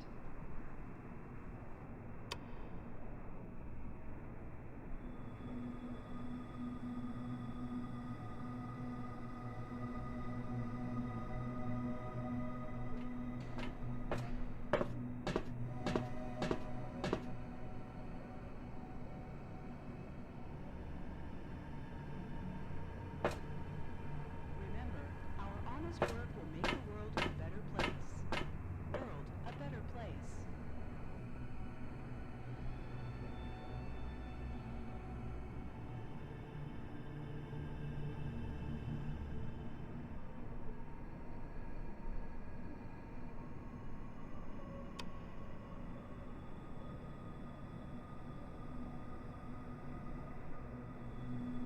Attention, attention. Please handle relics carefully.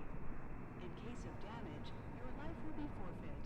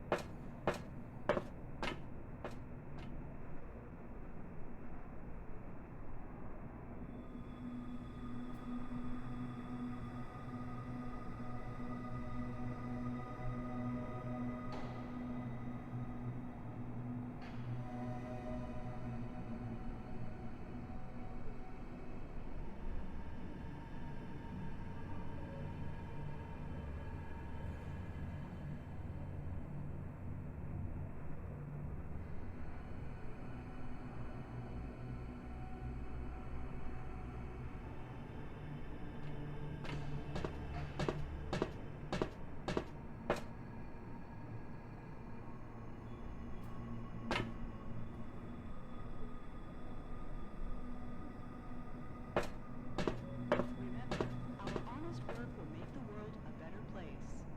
World a better place.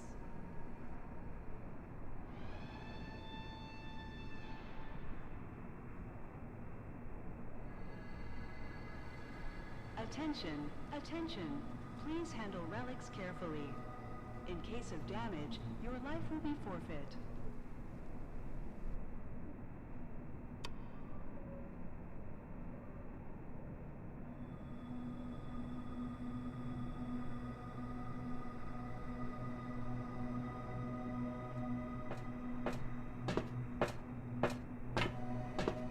Attention, attention.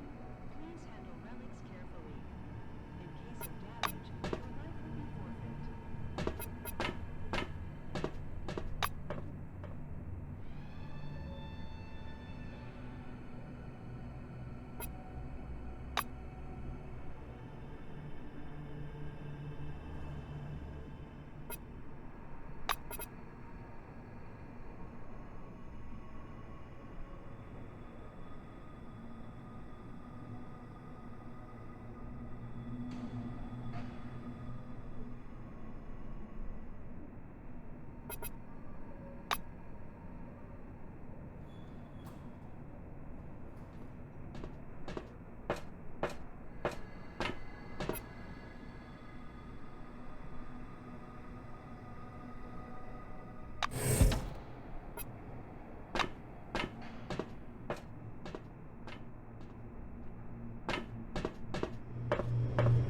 Greetings.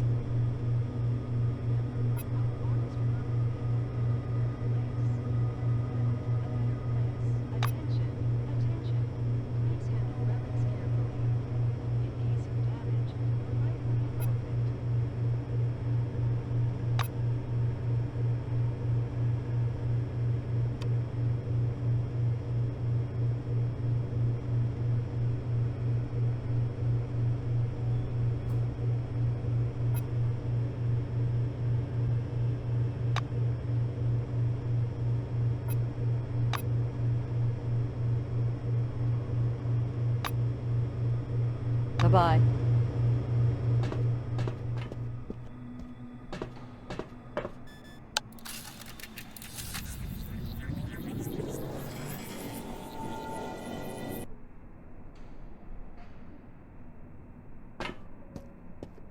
The giant display glows welcomingly when you approach.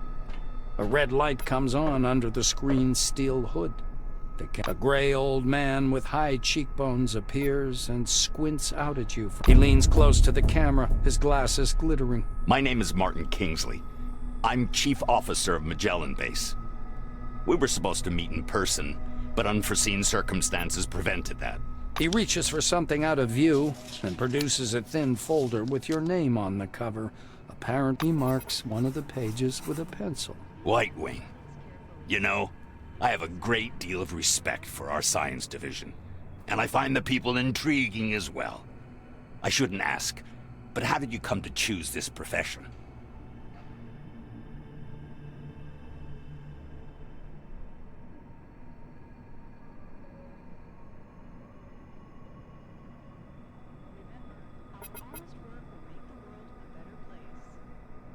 The administrator is examining you steadily. Yes, enthusiasm is good. Just mind the safety regulations and remember any damage to Cronus property is considered a personal liability. Kingsley closes the file and folds his hands in front of him. Thank you for your reply. I learned a little more about you. Now I want you to learn a little bit more about us. Keep in mind... He assumes a serious expression. When the dome was discovered in 1971, it became a scientific and media sensation, a worldwide phenomenon, and likely the most significant discovery in the history of mankind. Kingsley drums his fingers on the unseen desk, his gaze focused somewhere beyond. I see.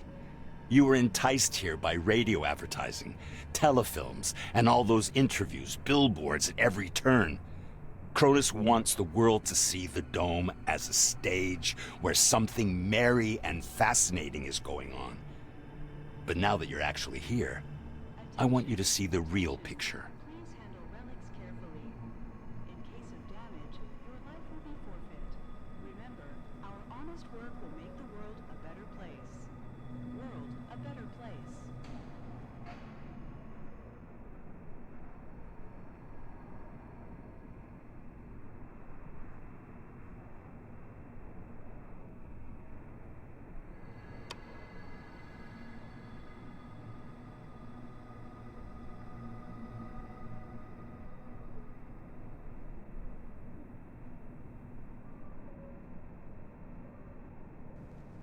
Attention, attention. Please handle relics carefully. In case of damage, your life will be forfeit.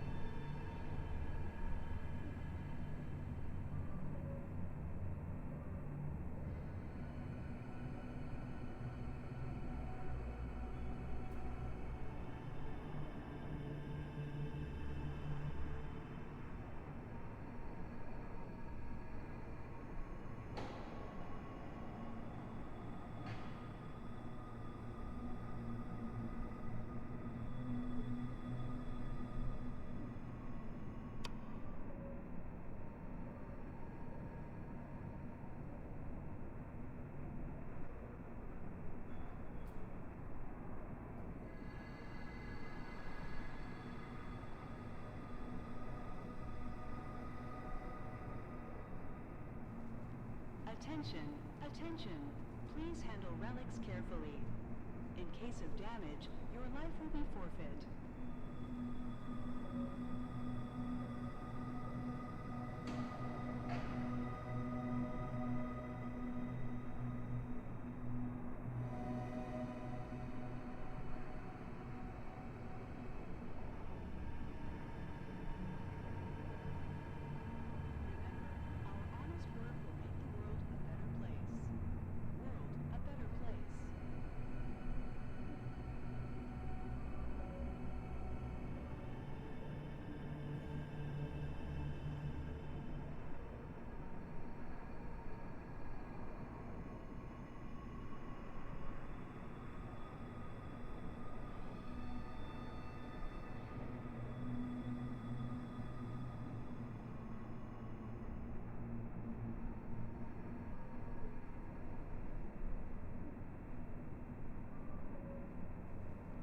Attention, attention. Please handle relics carefully. In case of damage, your life will be forfeit.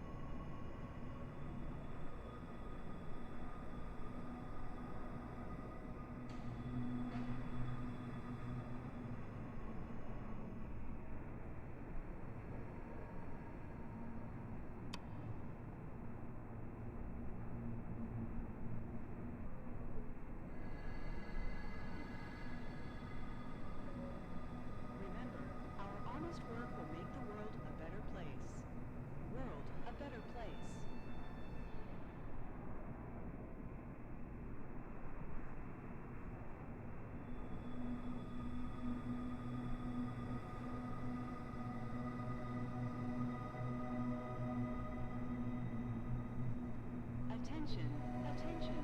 Please handle relics carefully. In case of damage, your life will be forfeit.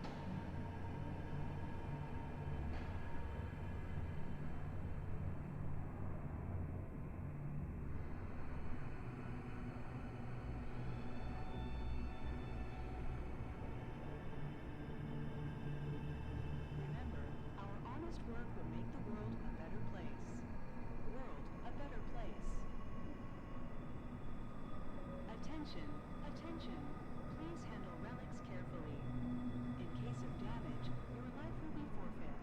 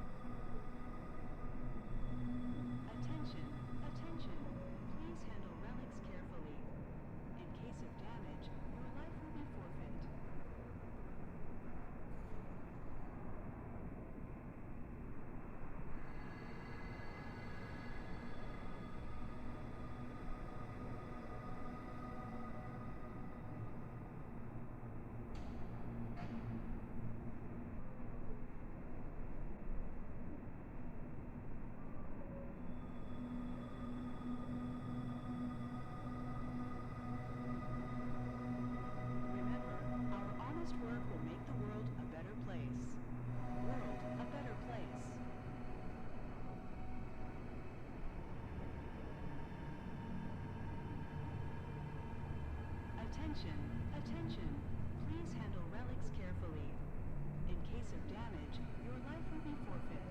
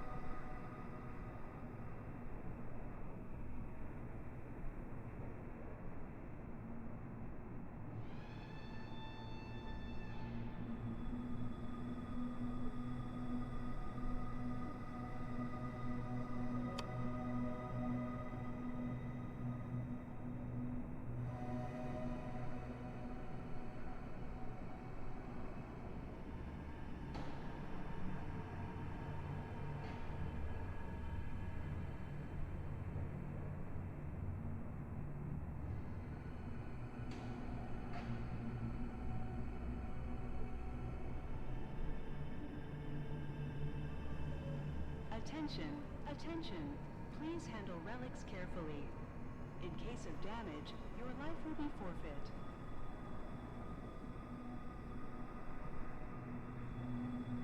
Remember, our honest work will make the world a better place.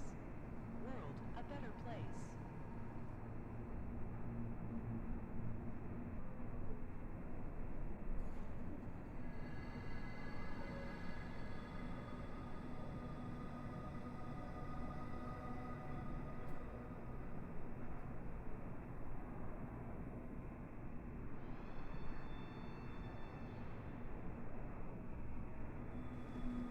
Attention, attention. Please handle relics carefully. In case of damage, your life will be forfeit.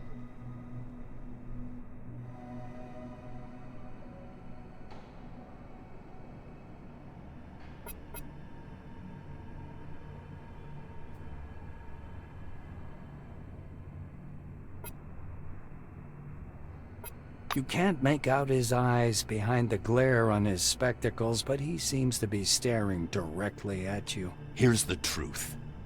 Nobody was waiting for us inside the dome. It's neither a treasury of technologies nor a cemetery of the ancients. Perhaps what we're doing now is defusing the world's most complicated bomb. Will our mission thrive? I believe so. If we work together and everybody does their part.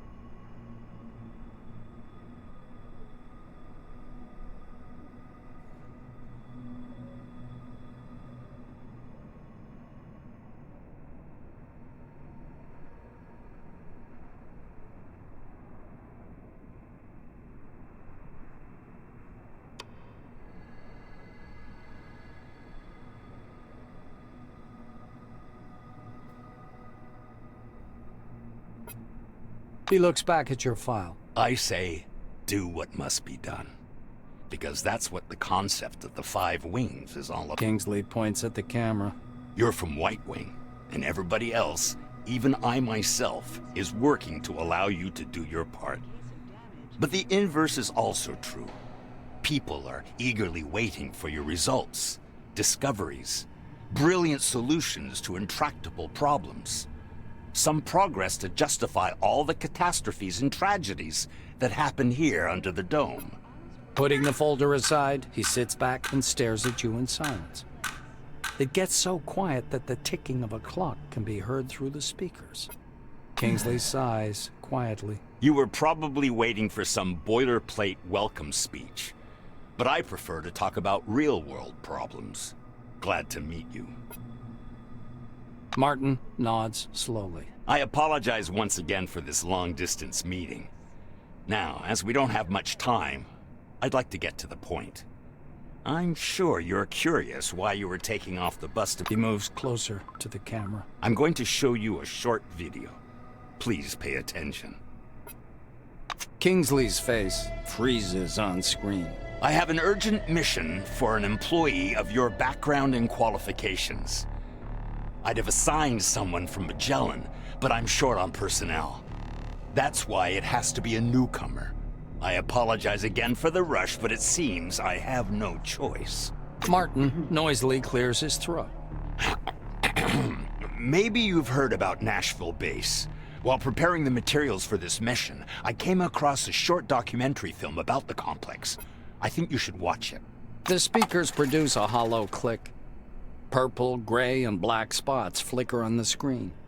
A blurred title, The Cronus Archive 1971 to 1974, was used in the production of this recording. The shadow of an airplane flies across a faded yellow desert. A cheery voice fills the room. Every day, our researchers uncover more and more of the dome's secrets. There is no doubt the underground structures, so-called objects, are organized according to some pattern. Though early on, the importance of the relics to scientific research was considered insignificant. The desert dims into the black of a chalkboard. White lines drawn by an invisible hand begin to sketch a schematic of the dome. The narrator continues. By 1972, however, many important discoveries had come to light in a period of only a few months, and the construction of stationary research bases adjacent to the more promising objects began. Personnel moved into Ankara in May of 1972, and within half a year, Boston and Dessau were also brought into service, though the biggest discovery was yet to come. The picture changes to a chasm suffused with electric light, people bustling about everywhere. The speaker's voice seems to come from a distance. In November of 1973, a massive network of underground caves and a structure of hitherto unseen complexity was discovered in Sector C-12. Soon afterwards, the construction of C-12 Nashville began. The camera glides through dim caverns as the silhouettes of bizarre mechanisms emerge. Metal structures loom up from the dark, surrounded by earth-moving machines and exhausted miners wearing orange jumpsuits. The speaker continues. C-12 Nashville is an innovative research complex located atop the primary relic mining location. The complexity of this object is unique. Communications... The film abruptly cuts out, and Kingsley's face reappears. The rest of this information is classified. Hopefully you get the main idea. Nashville is a very special place, requiring people with both special qualifications and special clearance level, though yours will do for your task.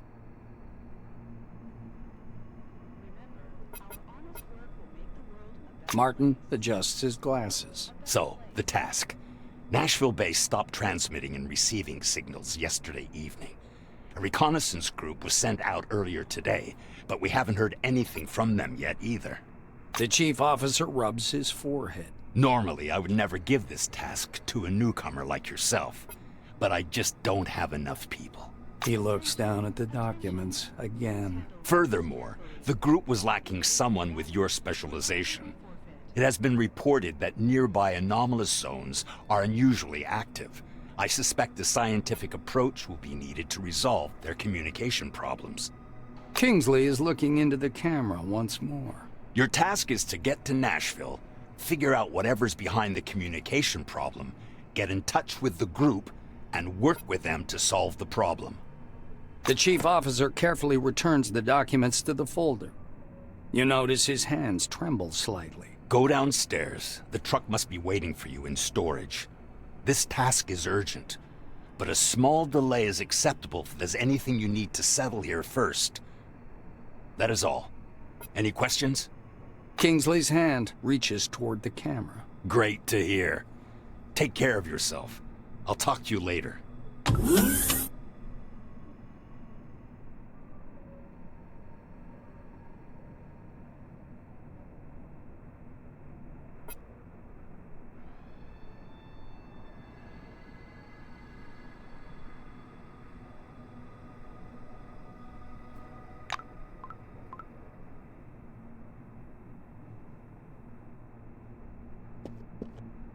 Oh, you again.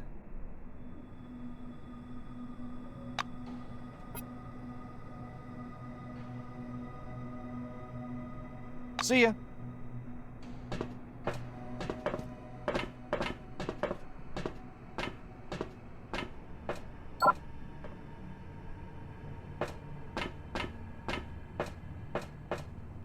Attention, attention. Please handle relics carefully. In case of damage, your life will be forfeit. Remember, our honest work will make the world a better place. World a better place.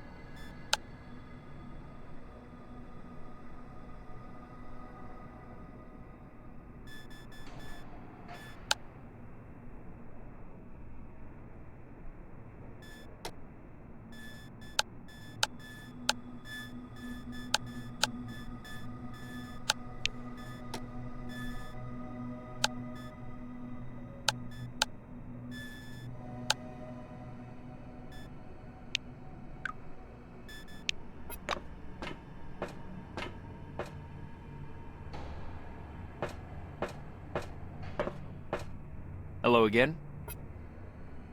It was nice chatting.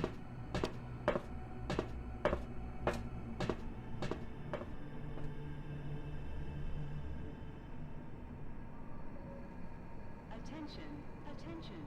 Please handle relics carefully. In case of damage, your life will be forfeit.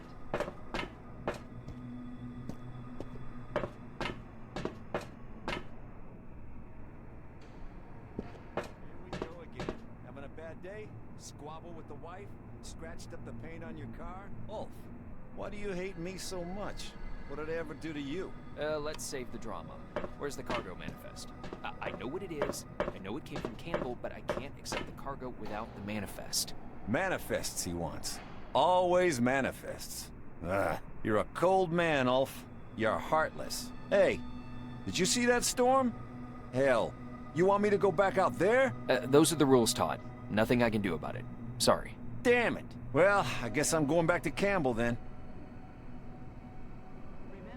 Hey, can you spare a cig? I'll have a puff to pass the time until the storm ends, and then go. It's my last one. You're heartless, Ulf. Did I tell you that before? Well, I'm telling you again.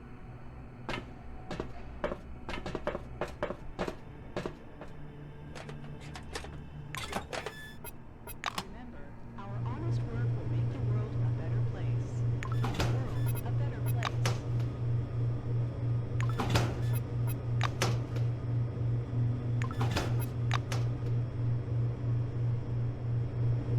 Amazing excursion to a world of new technology and the riddles of an ancient civilization. Listen to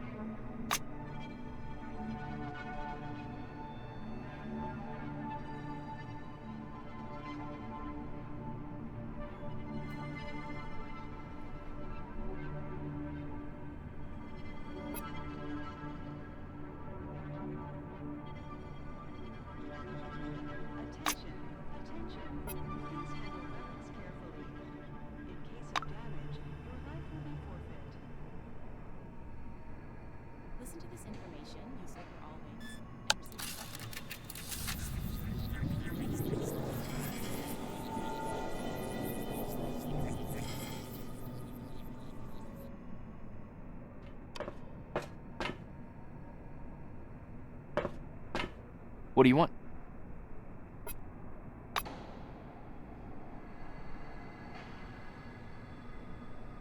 Bye-bye.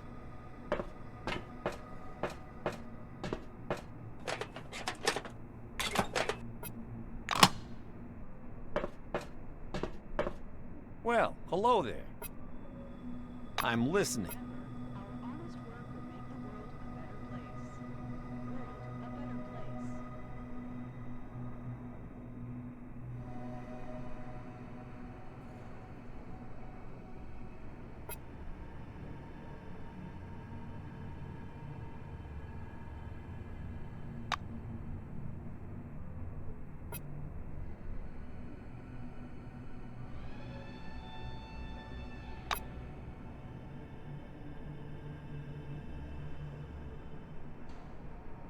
See ya.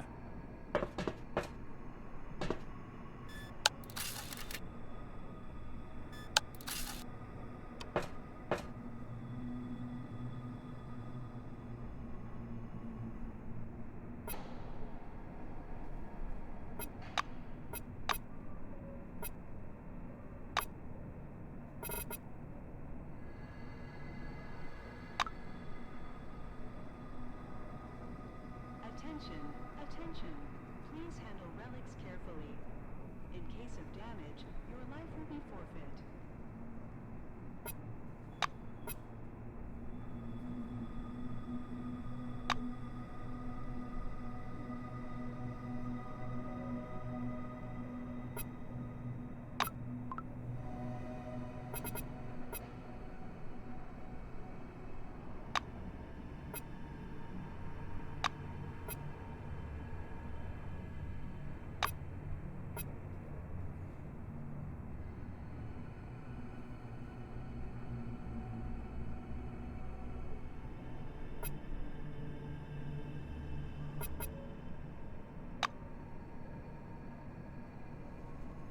Attention, attention.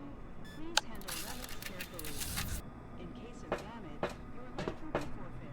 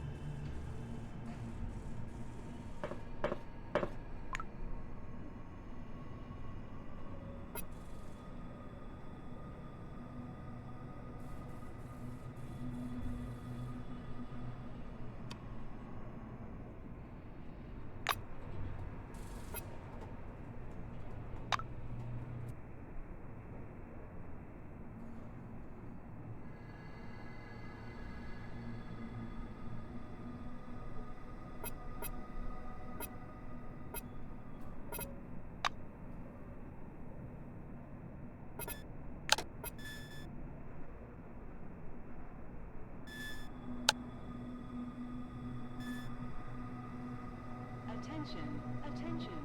Please handle relics carefully. In case of damage, your life will be forfeit.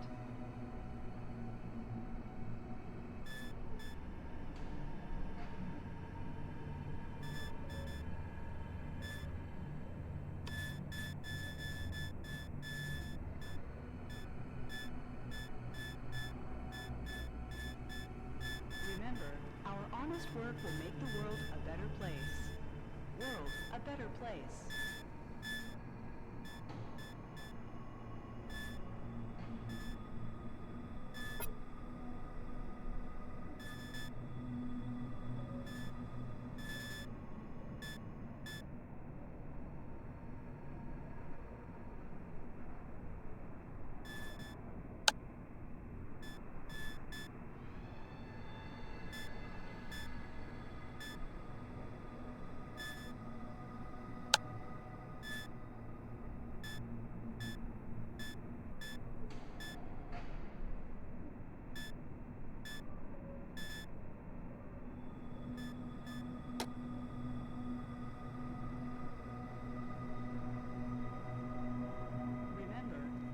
honest work will make the world a better place.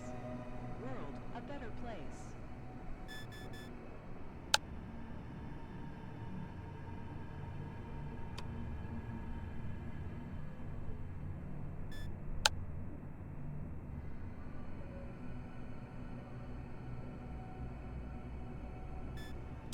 Attention, attention.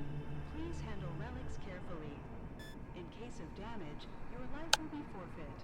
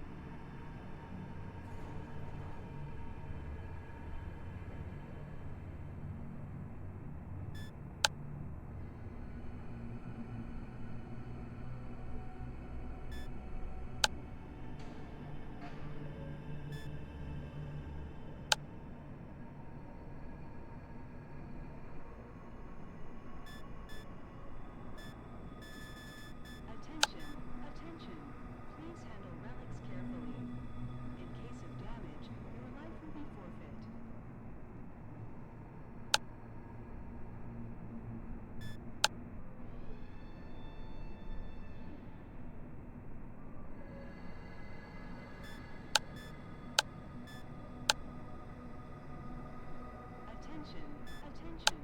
Please handle relics carefully. In case of damage, your life will be forfeit.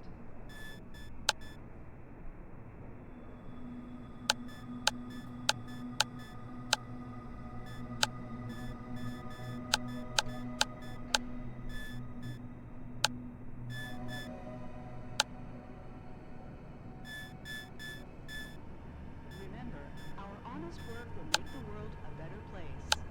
World a better place.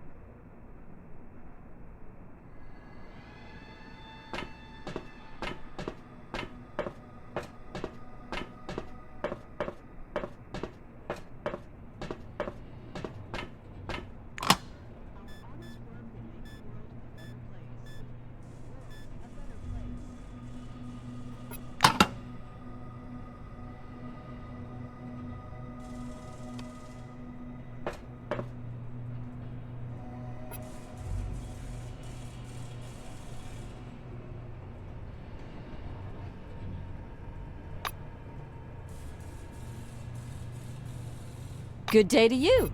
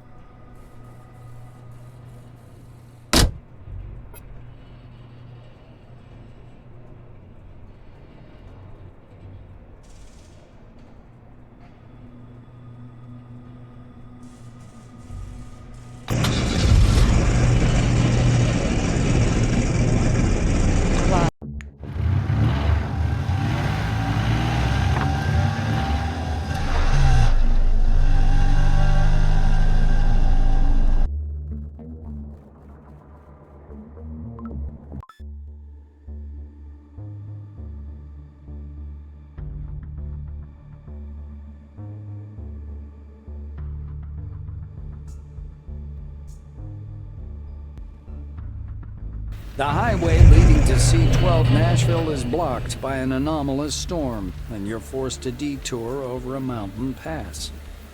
Soon, the radiator boils over, and you have to stop. Clara lifts up the hood and thoroughly examines the steaming radiator. The engine's boiling, so we'll have to wait. You do know what happens when a car boils, right? The Blue shuts her mouth abruptly and stares anxiously at the dark funnel cloud dancing on the horizon. Now that you're on higher ground, it's clear that the storm has overtaken a fairly large section of road. It will be difficult to pass.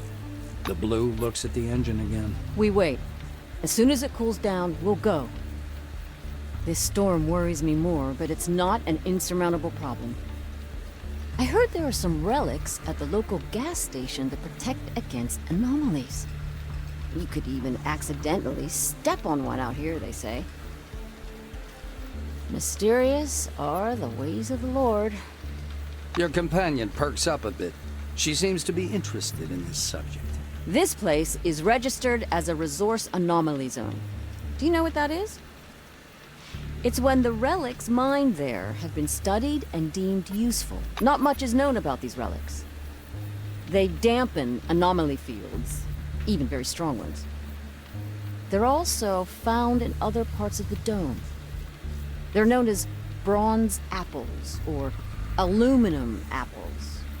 I don't remember, but something like that. The Blue looks at the storm once more.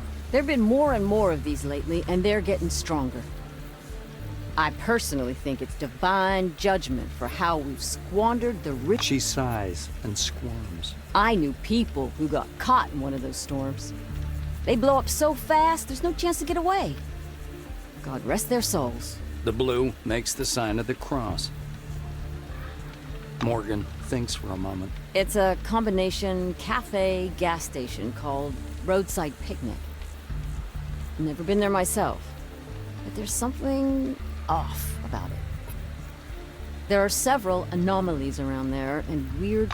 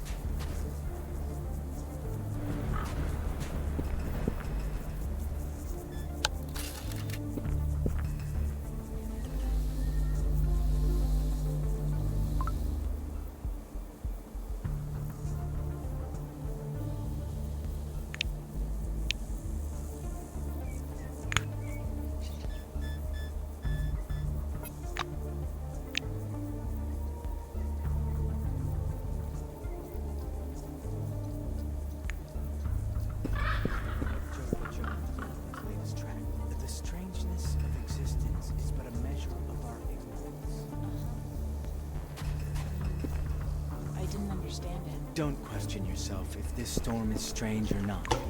Simply accept it, child.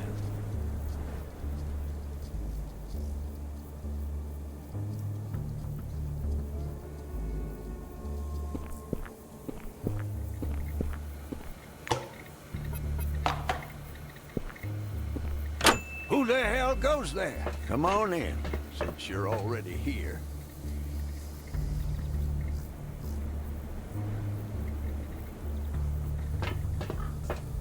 Oh, good day.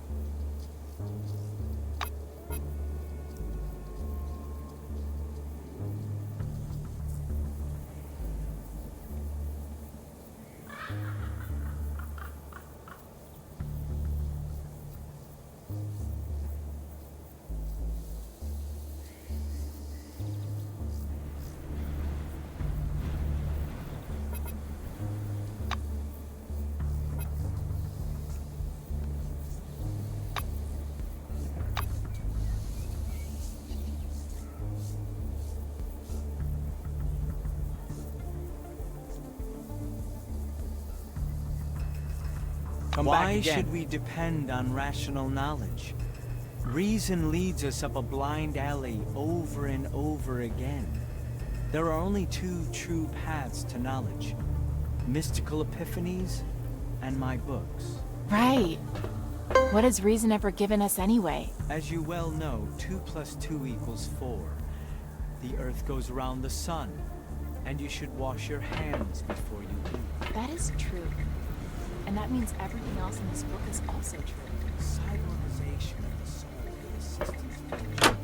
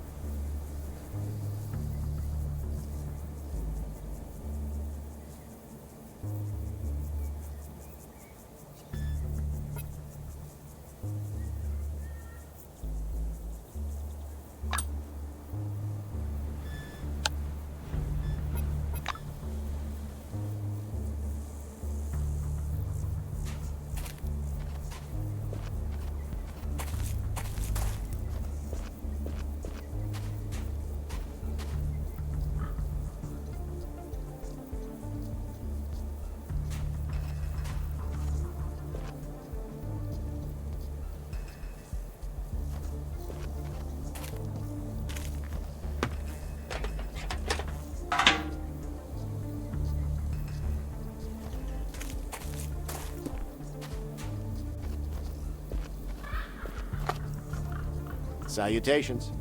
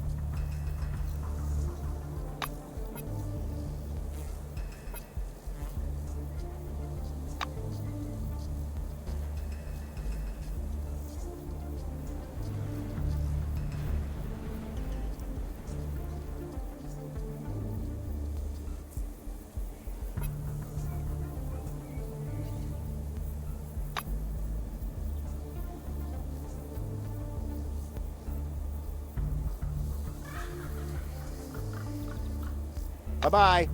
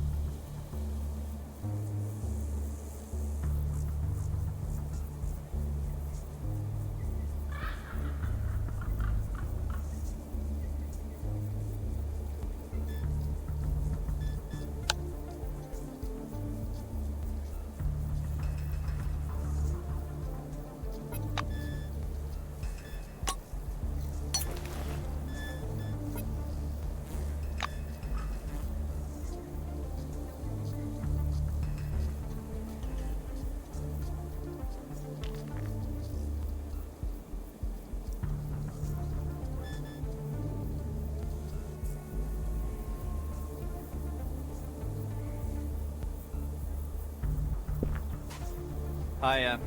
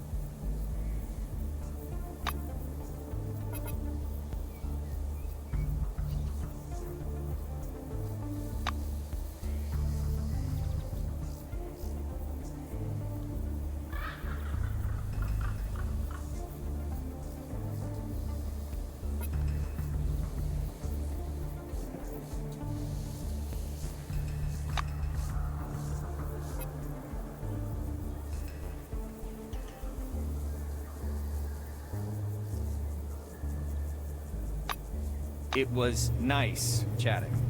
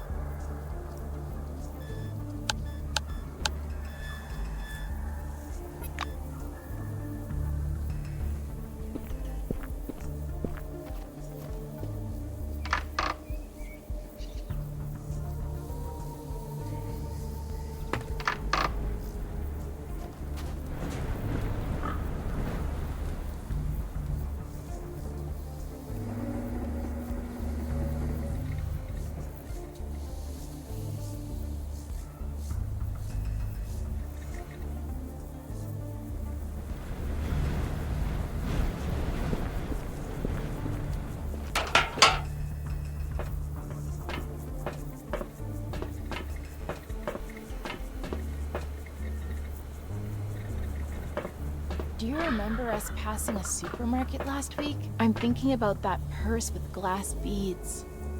It's a shame I didn't buy it. Do not attach yourself to earthly things. You must rise above all this consumer nonsense. But Rabbi, you steal food from shops yourself. Of course I do. That's my way of rising above market law. Or do you think it's right to feed capitalists just so they can start another war?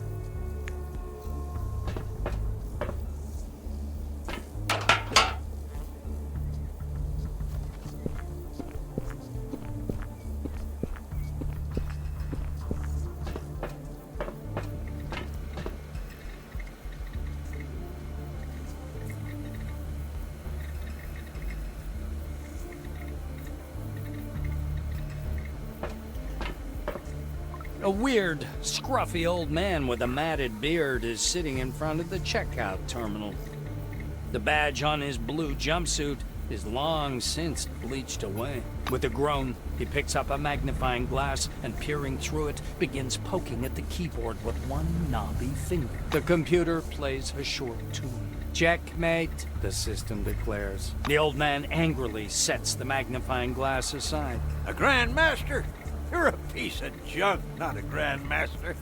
And a cheater to boot. He raises his head to squint in your direction. Eh? What do you want? I don't advise eating here, and there's nothing to buy. And either way, we're closed. The shopkeeper rises from his seat, and you notice he's sporting a peg where his left leg should be.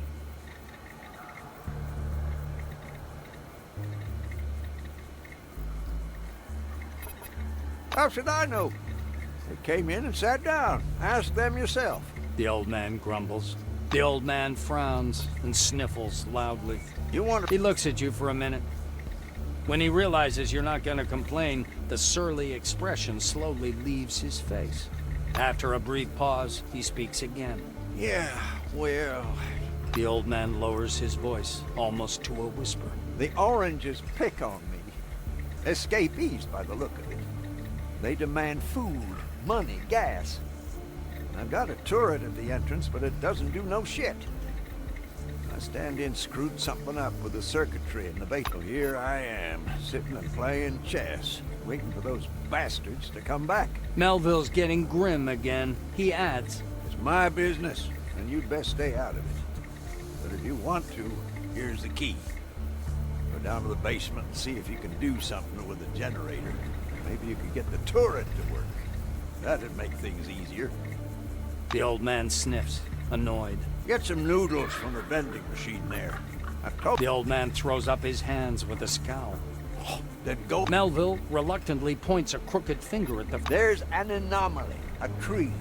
It's glowing. And there are some golden thingies hanging off it. We make special devices from that fruit called anomaly protectors.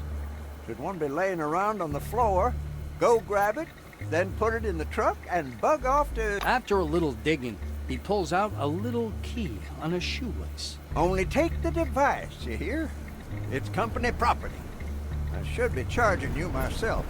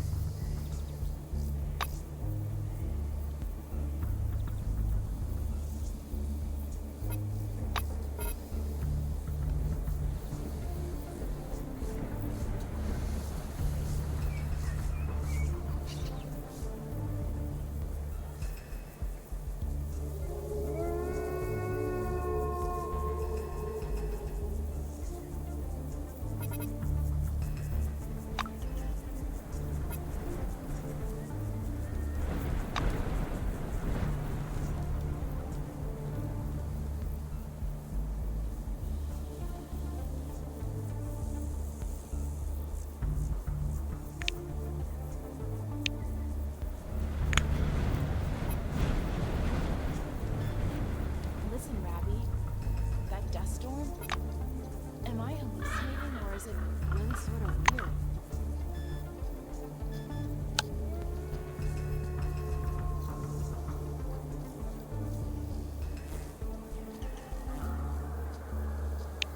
Do you remember what Joker Jones wrote in his latest tract? The strangeness of existence is but a measure of our ignorance. Get out of my gas station. Get out of my gas station.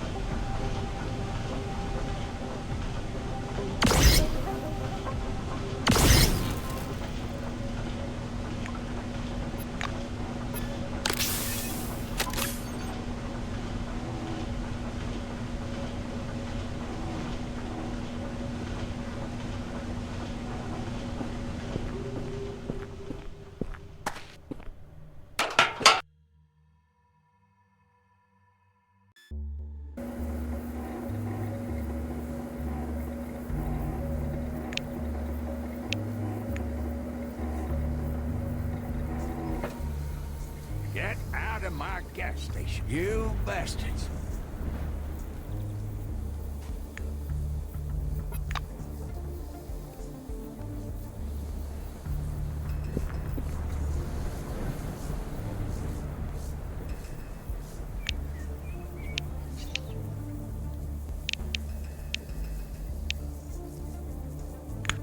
Keep your heads down, idiots. We're getting shot.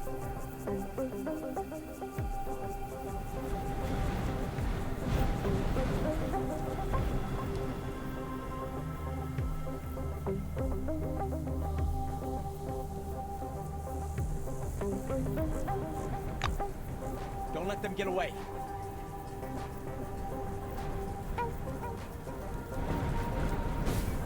Structural damage located. Aim for the head, the brain.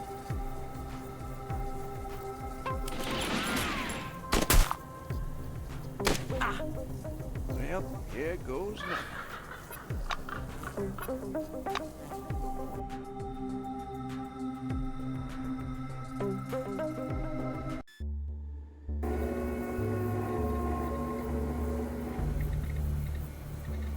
You bastard.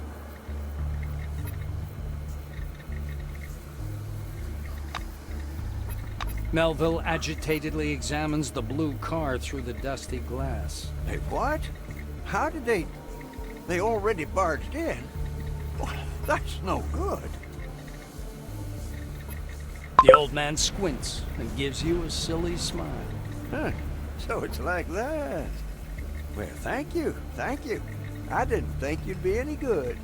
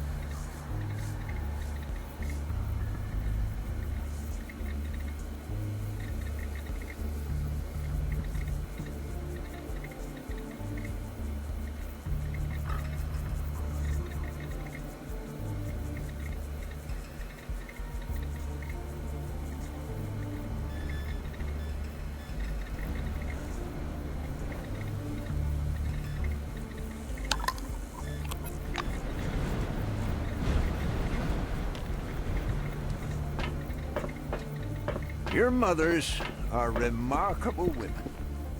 But you turned out to be a bunch of failures.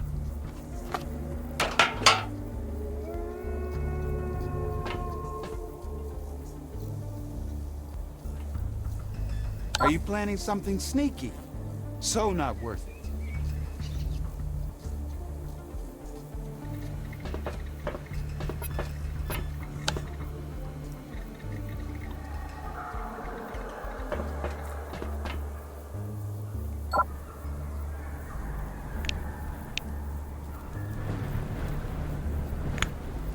Keep your heads down, idiots. Attention. We're getting Criminal shot. detected.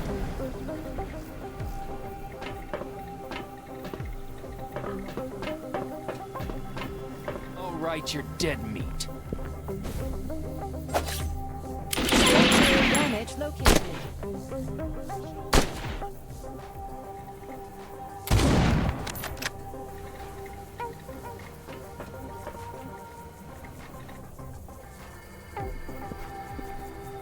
Violator. Stop the attack.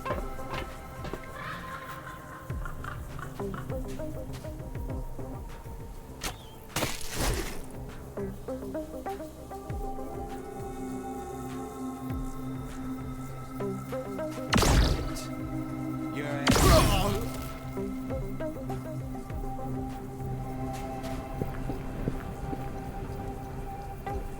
I'll definitely get promoted when this is over.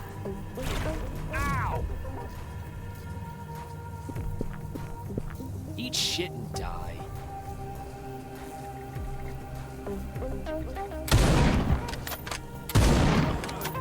Yep, here goes nothing.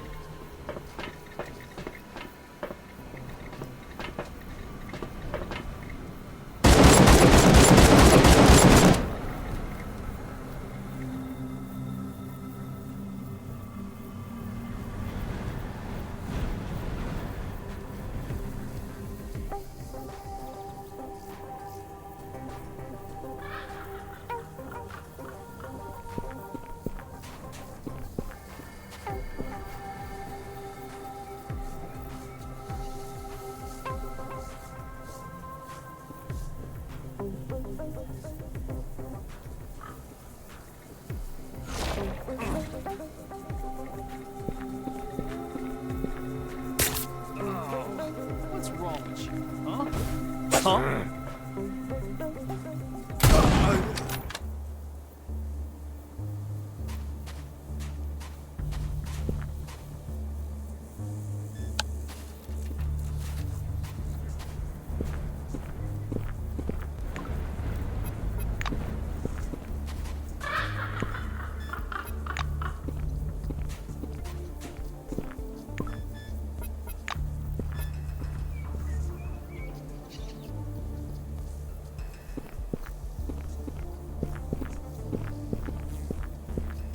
Howdy.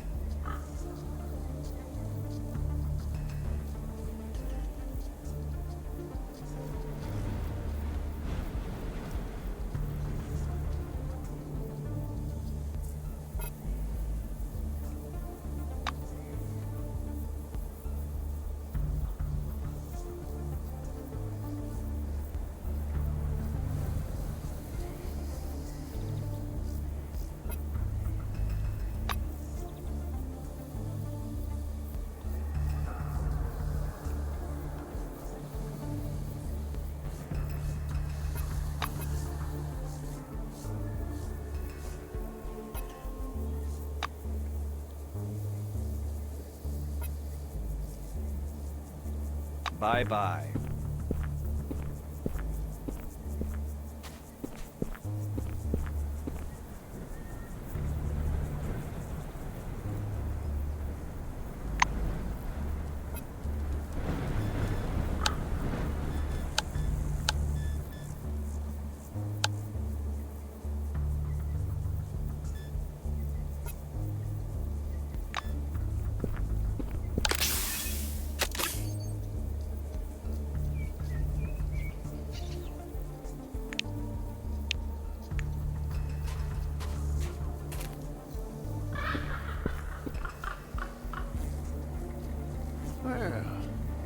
seem like a better sort than the others. Thanks for the help. It's a bit crazy in here. With his gang problem solved, Melville is visibly more hospitable. I'm sorry for bitching at you, sweetheart. My mood hasn't been great this last couple of weeks. The old man takes off his plastic leg and wraps it on the counter. Hey, anybody want some coffee? Coffee, come on. You can't tell if Aaron is coughing or laughing. Well, it's seething with life. People come and go. White wingers hanging around the swamp. One such fella came along today, walking around poking things with that scanner of his. The old man leans close and continues in a confidential tone. I used to have a gizmo of sorts. It warmed stuff up better than any heater. And when they saw it, their eyes almost bugged out of their heads. They took it away from me. What else?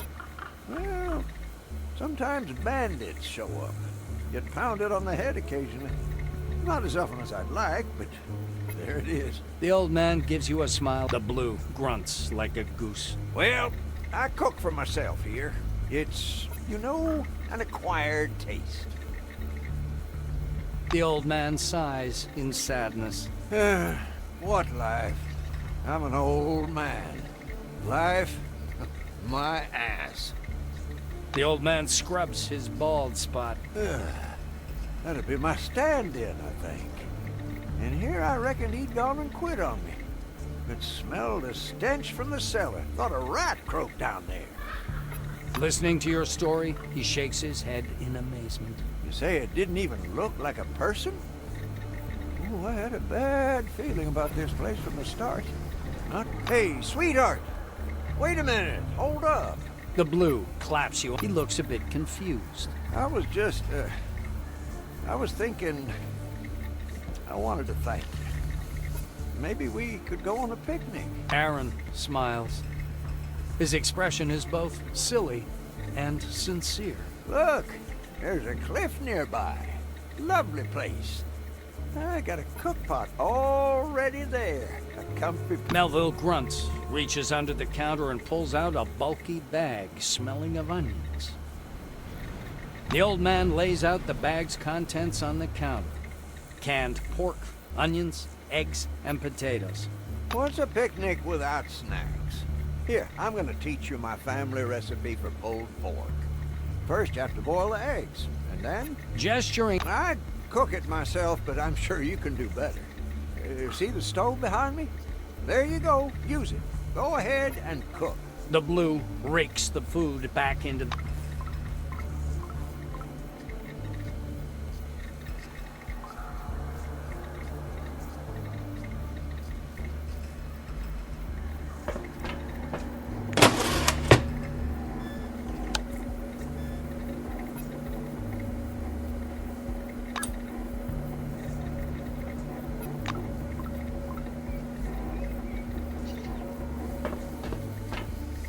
Aaron stares into his screen and mutters to himself.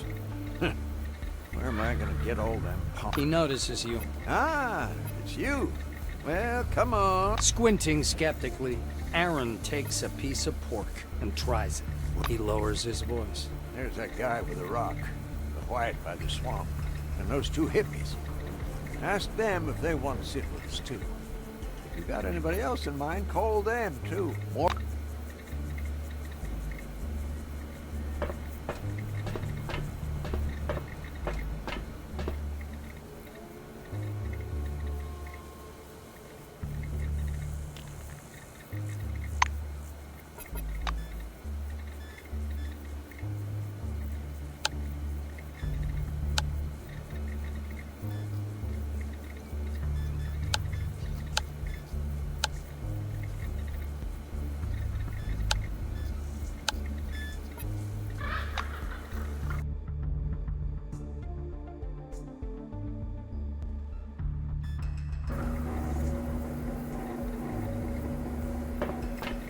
Get out of my gas station.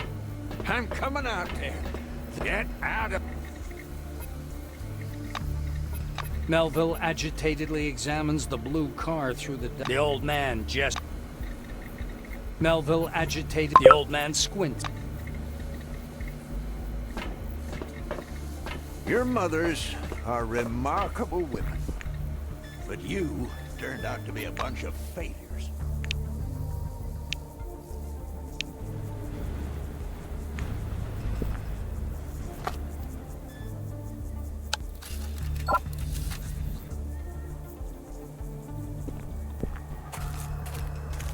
Well, what again?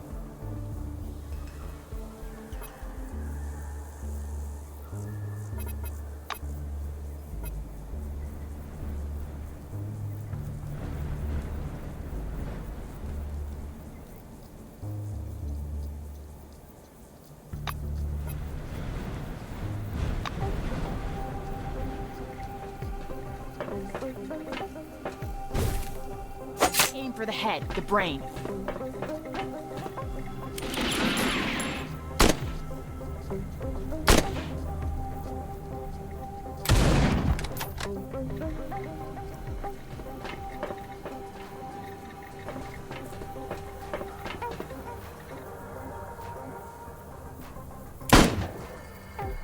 Stop the attack.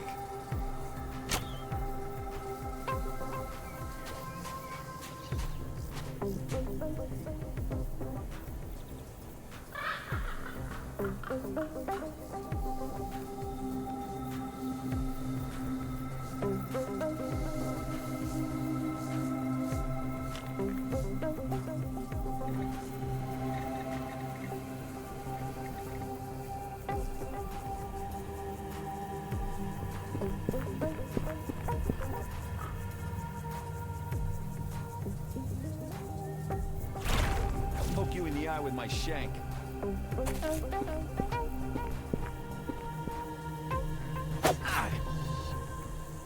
Oh.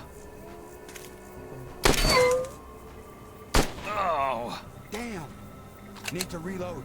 That's it. Your ass. Someone shoot them already! What's wrong with you, huh? Huh?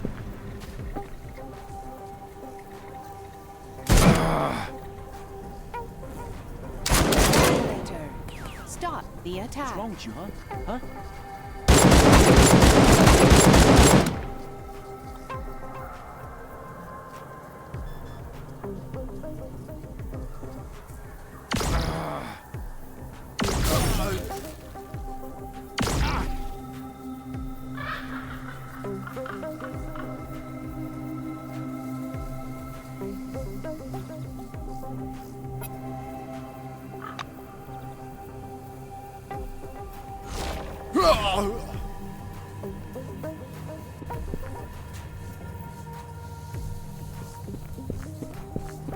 Gonna be more effective.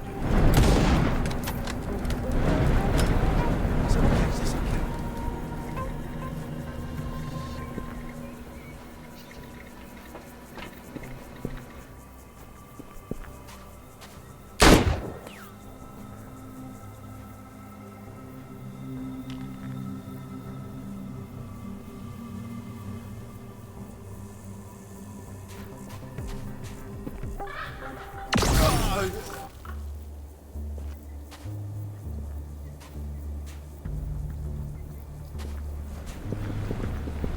I don't like you.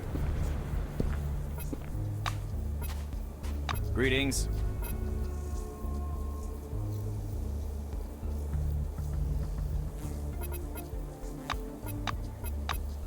Come back again.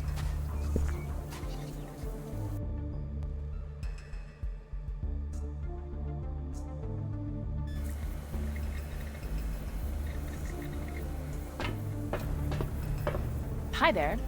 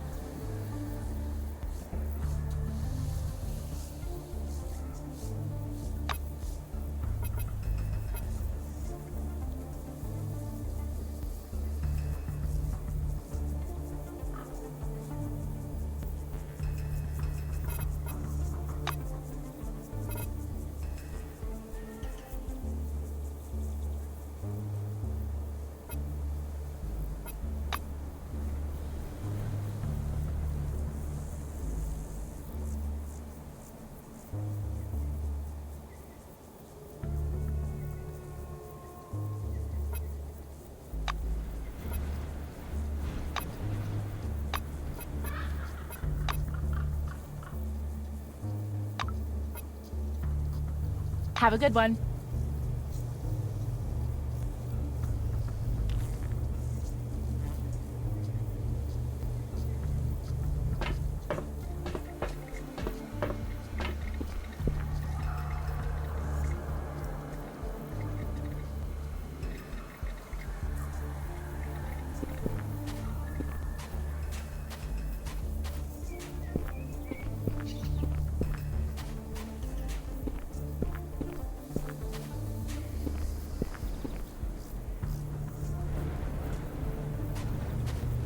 Salutations.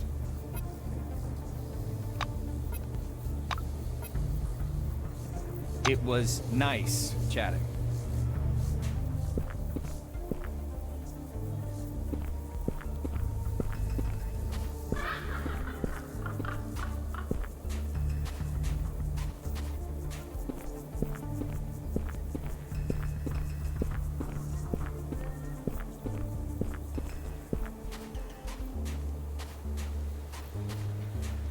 Clara briefly looks up from poking around the engine. So, how's the situation? Sure you don't want some nuts? Water, maybe. I have some here.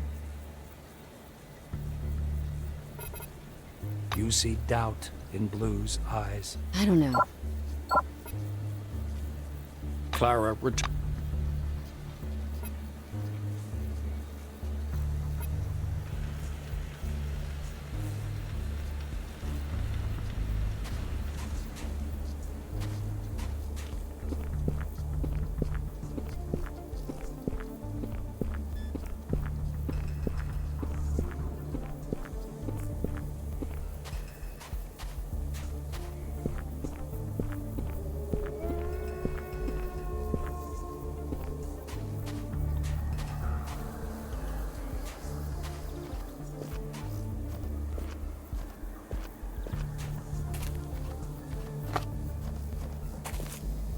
Glad to meet you. Have a good one.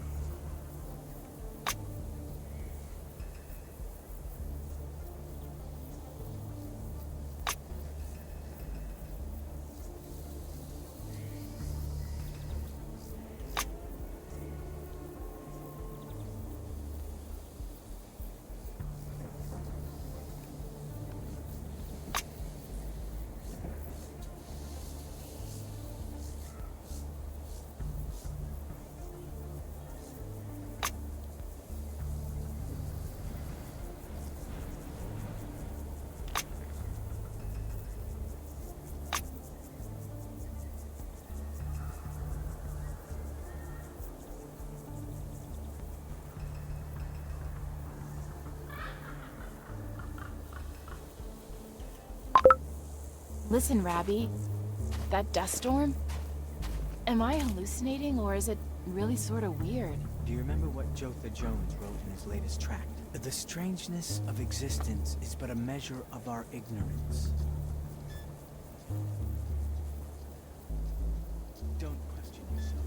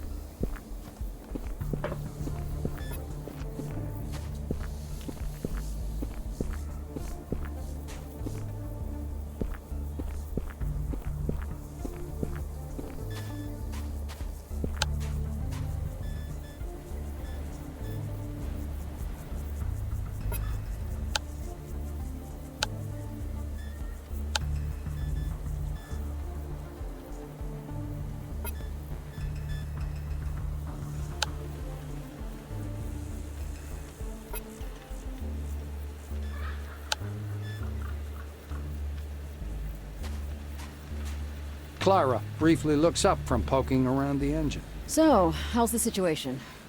Sure you don't want some nuts? The Blue unscrews a nozzle from under the block, examines it, then screws it back in place. Huh? The mission? I missed that part. Sorry. Kingsley told me to take you to your group. The woman distracts herself from the repairs for a moment. It was what they call a divine providence. I wasn't content with my life. Felt like he was putting my... She stares past you into the distance, her face radiant. One day, I suddenly realized the Lord had already shown me a real miracle. My false pride made me think the miracle should be for my eyes only. She smiles condescendingly, as if you were a small child. I mean the dome?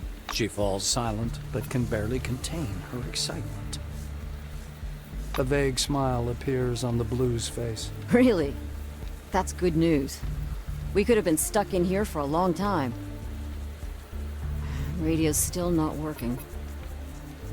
Clara slides off the truck's caterpillar track, letting you get to the motor compartment.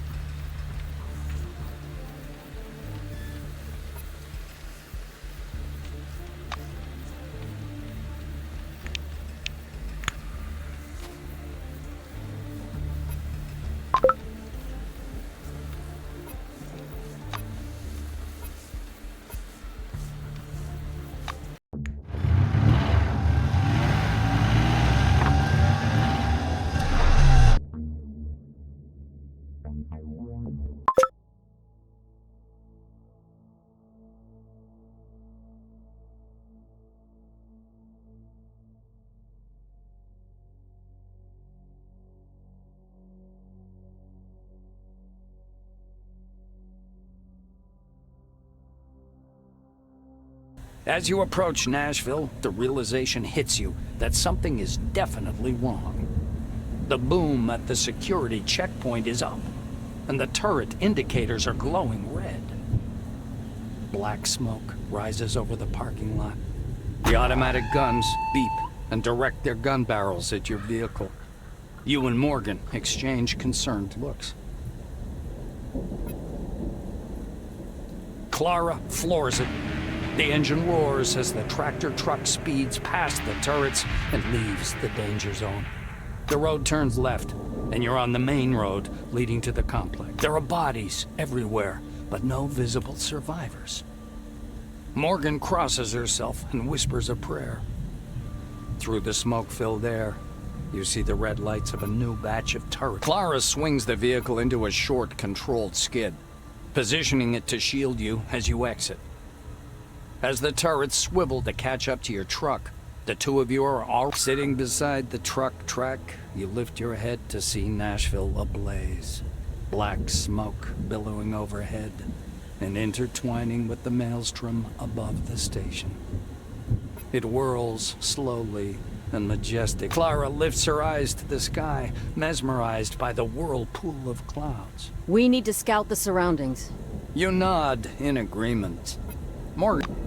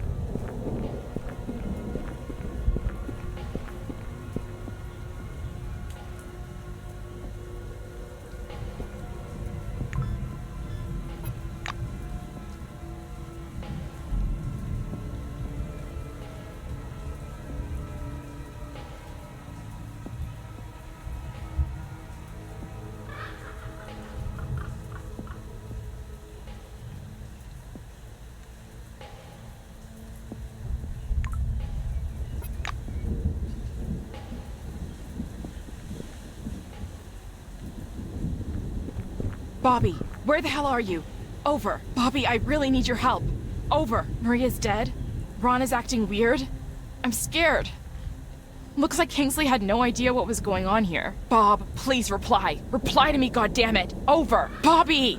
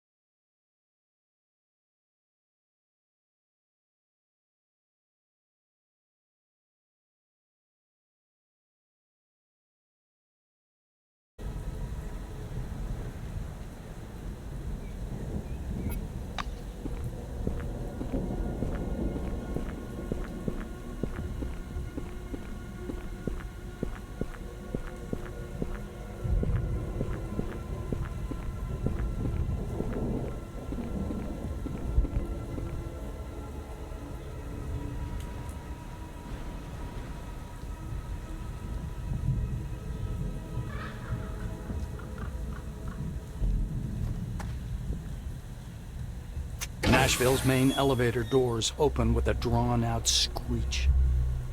A harsh smell comes from the dim, dirty compartment. As you step onto the elevator platform, you notice a woman in silver wing uniform. She's standing in the corner facing the wall, head down. You examine the chevron on her jacket sleeve. Apparently, she's one of those responsible for... Your eyes are drawn to her hands where dozens of tiny lights are moving under her skin with a faint twinkle. You stand silently for some time, leaning against the elevator fencing. The strange woman suddenly turns, her eyes wide open. In them, you see brightly glowing white. You reflexively jump aside, just in time. A body lands where you were standing a moment ago with an unpleasant crunch. And then another one, right next to it. People. The elevator platform is shaking. A speaker on the wall comes alive. Caution, overload. Please vacate the platform. Caution, overload. Please vacate. The strained overhead cable snaps with a blaring twang. You fail to leap from the platform in time. It plummets, whatever remains of its emergency braking mechanism screeching unbearably. All you manage to do is wrap your arms around your legs and press your head to your knees, assuming a fetal position. The elevator car comes to a sudden halt as it crashes into something soft with a loud splash. Faint emergency lights illuminate a heap. You stagger to your feet. The elevator door opens onto a dark corridor.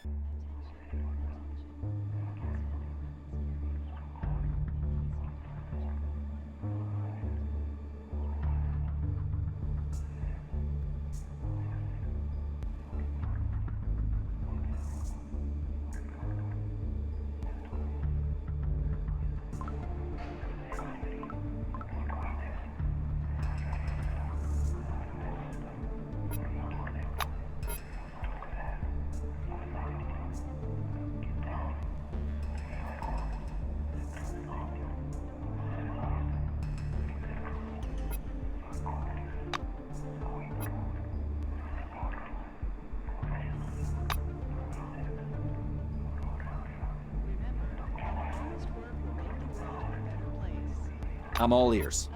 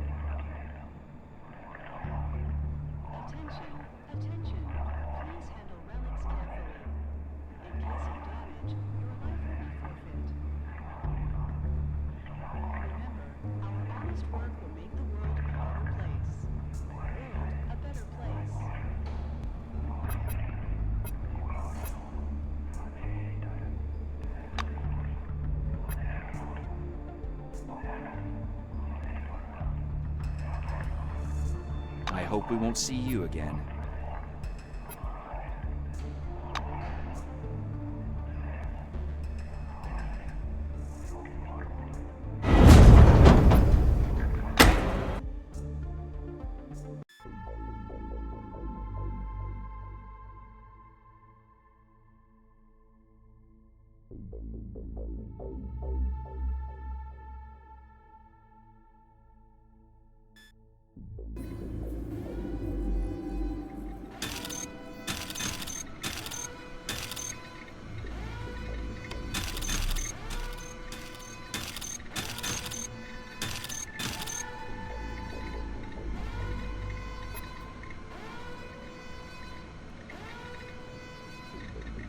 Oh, you again.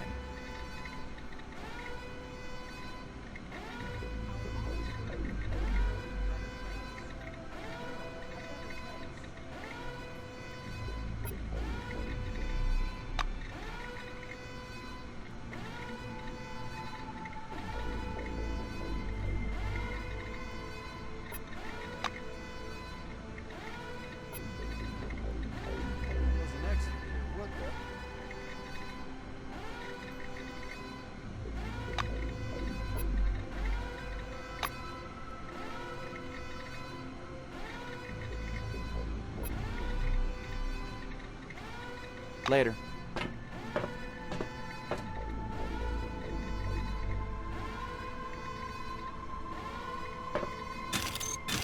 Forgot something? Good luck.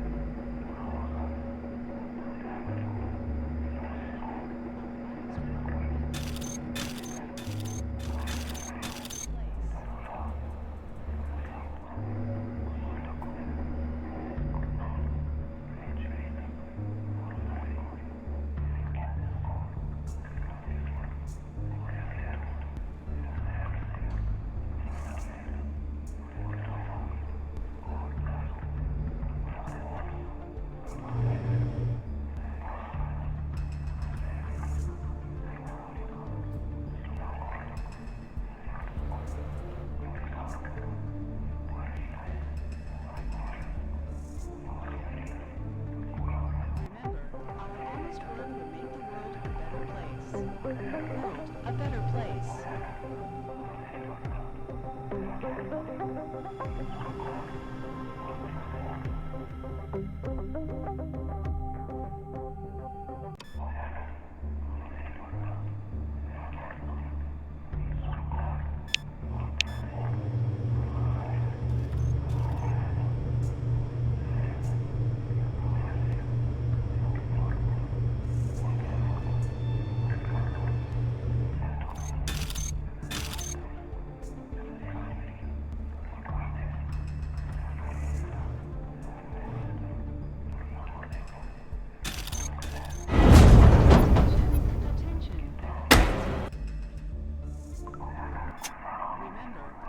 Honest work will make the world a better place. World a better place.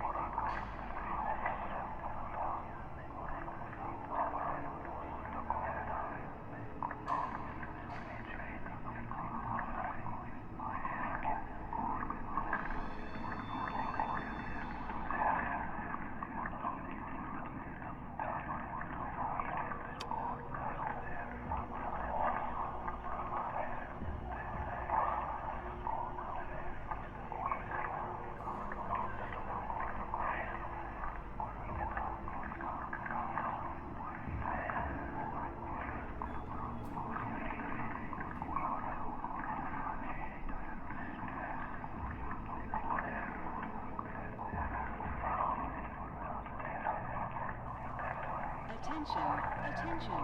Please handle relics carefully. In case of damage, your life will be forfeit. Honest work will make the world a better place. World a better place.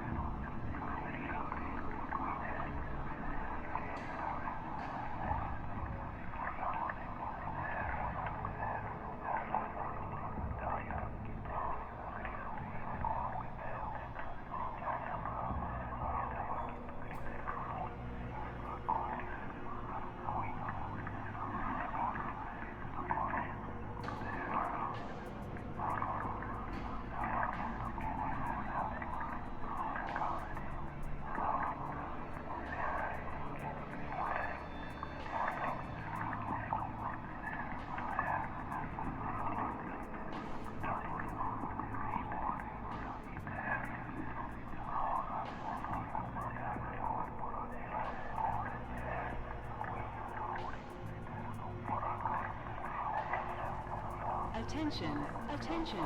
Please handle relics carefully. In case of damage, your life will be forfeit.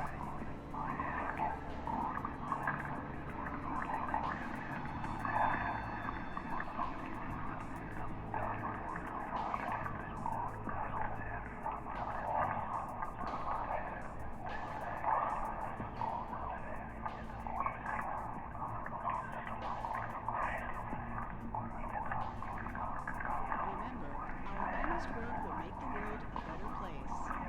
World a better place.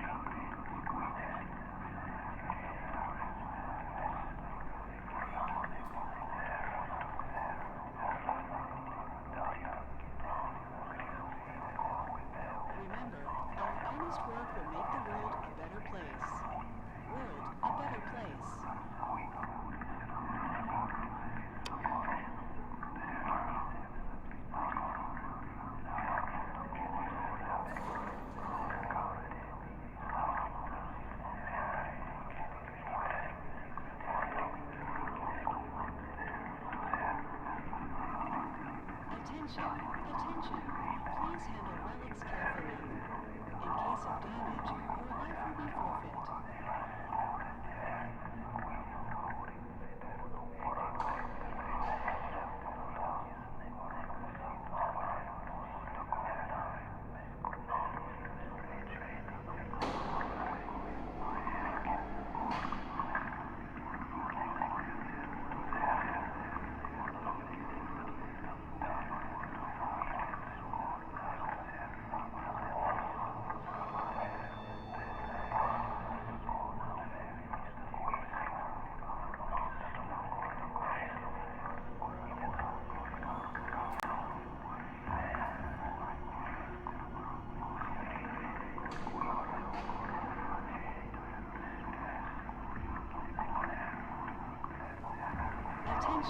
attention.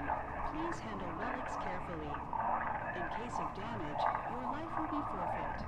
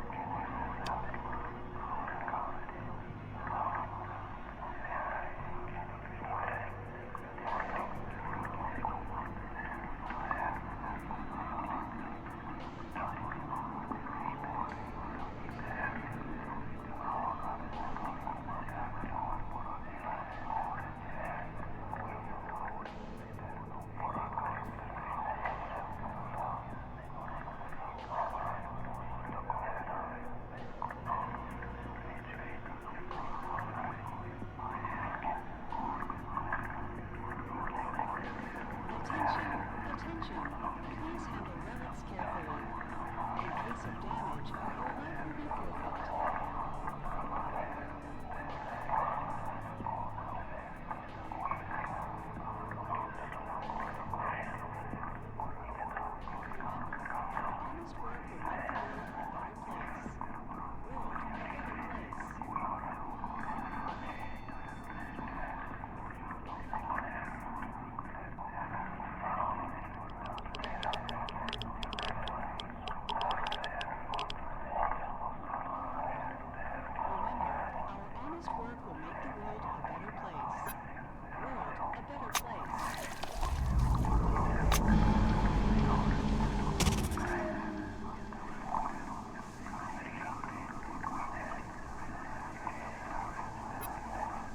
There's surely a source for this radiation.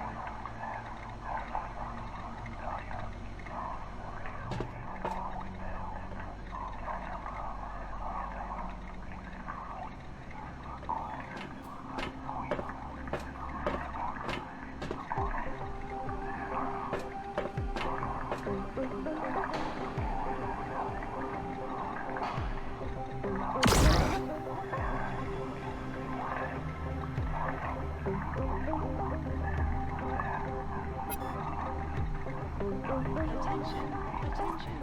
Please handle relics carefully. In case of damage, your life will be forfeit.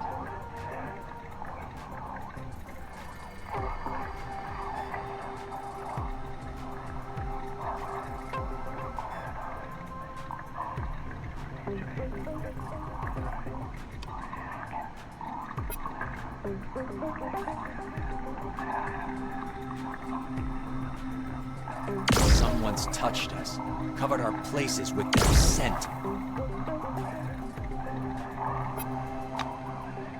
There's surely a source for this radiation. Ah! Ah! Traces and fractals, traces and fractals.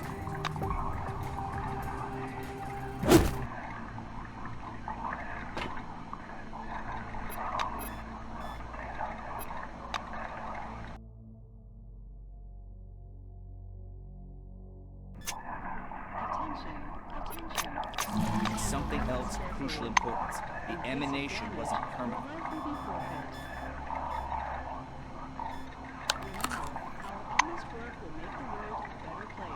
Supposedly, it has abruptly increased during the last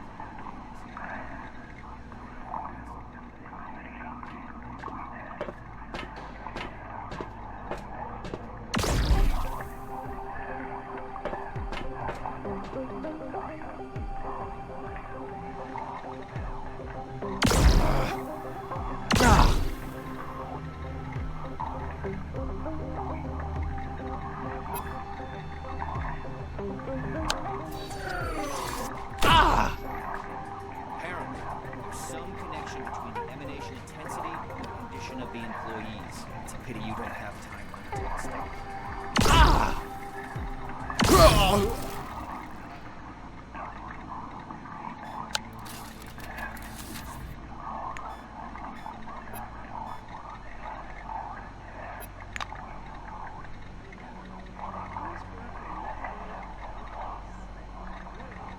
Apparently, there's some connection between the emanation intensity and the condition of the employees. It's a pity you don't have time to undertake a study. Attention, attention. Please handle relics carefully. In case of damage, your life will be forfeit.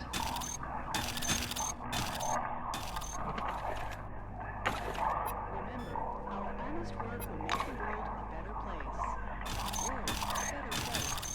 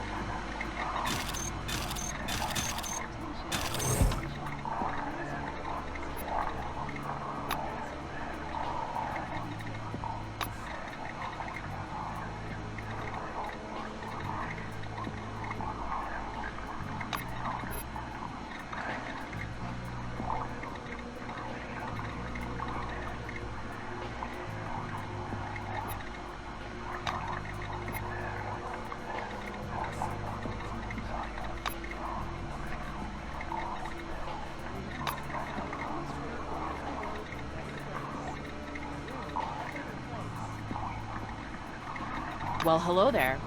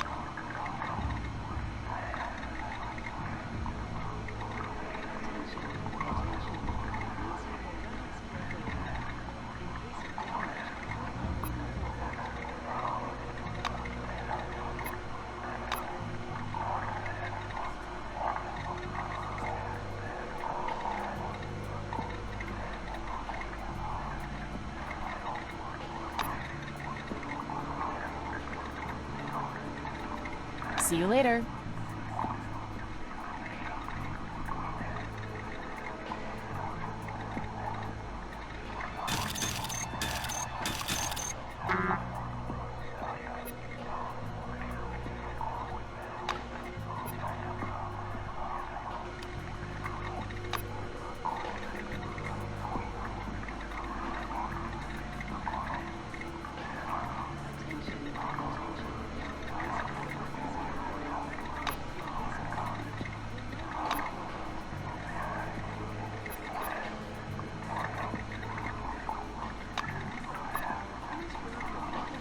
So, where were we?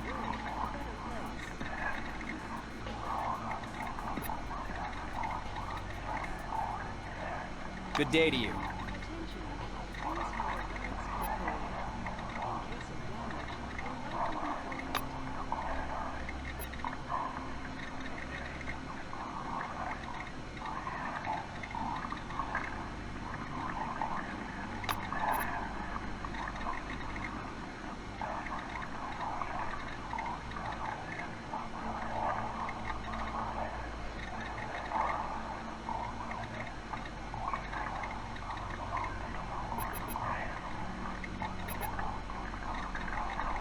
See ya. Damn. Louise is killing me. What possessed her to lock me in here?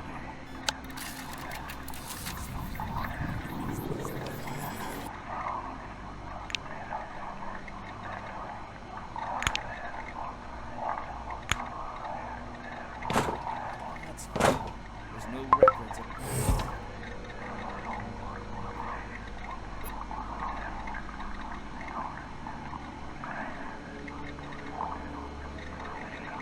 Hello again.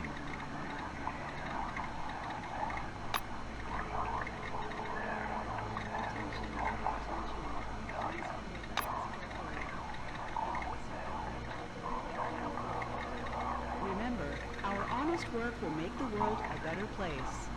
World a better place.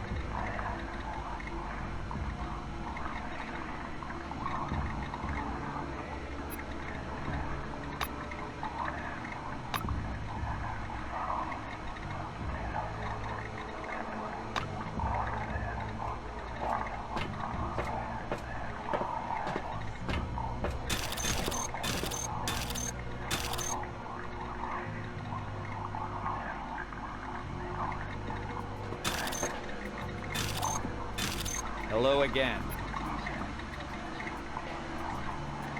goodbye.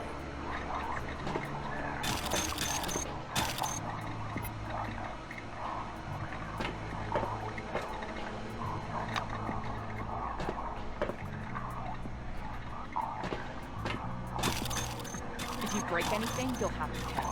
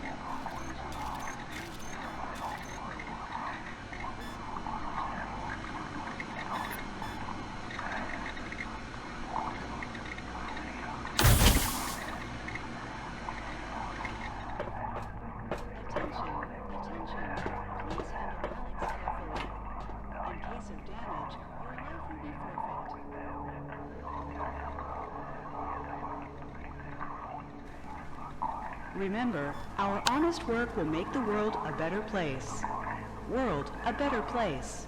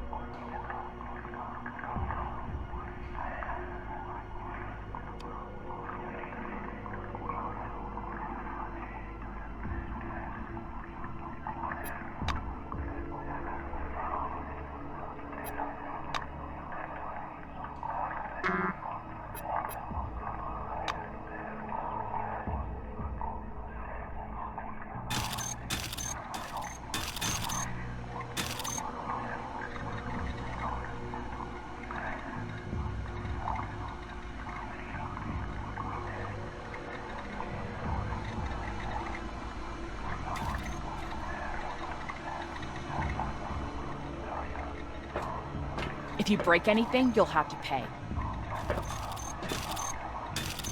Forgot something. Goodbye.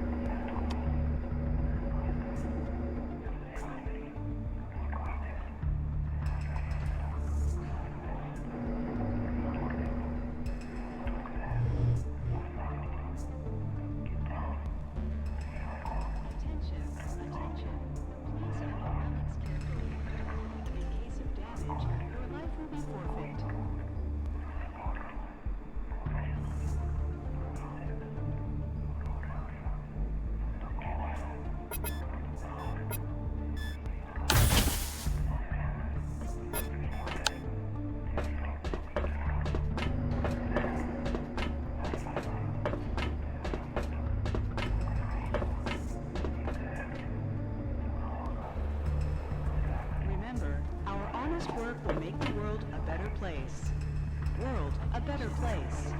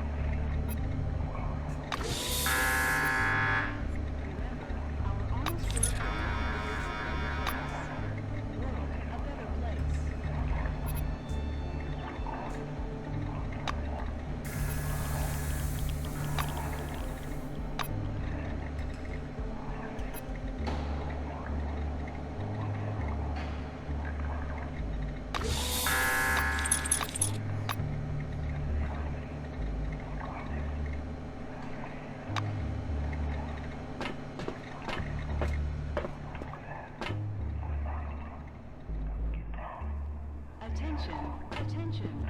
Use the relics carefully. In case of damage, your life will be forfeit.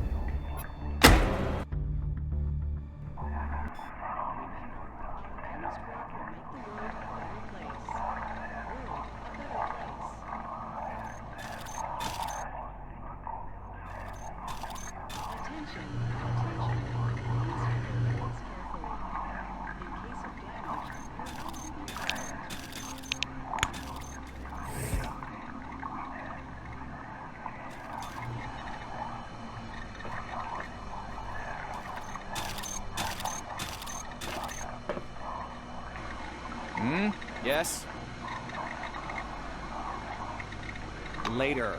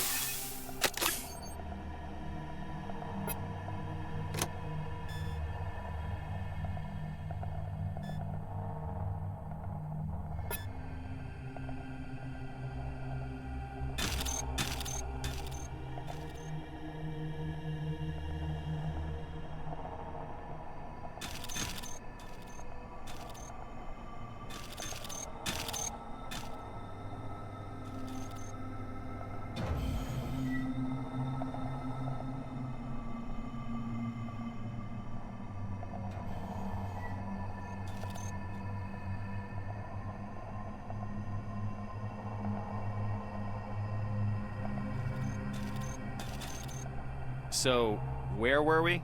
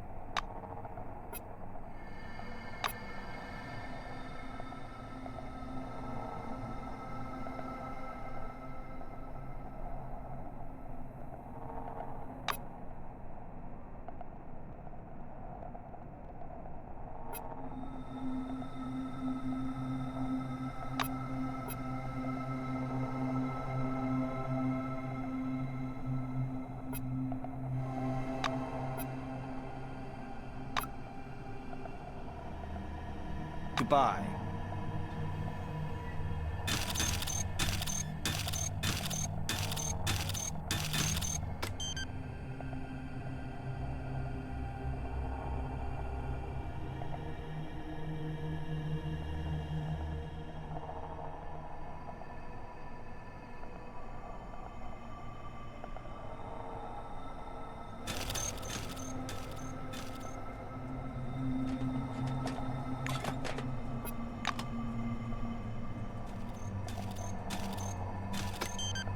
Warning.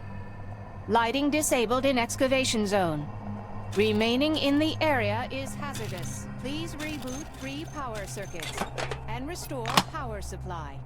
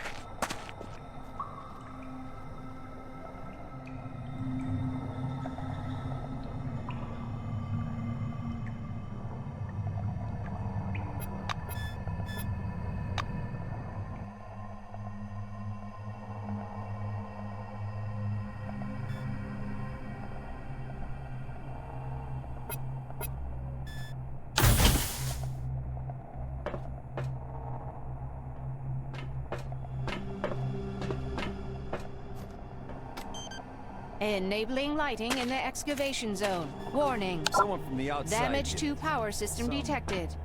Start the emergency generator. Hey, I saw that.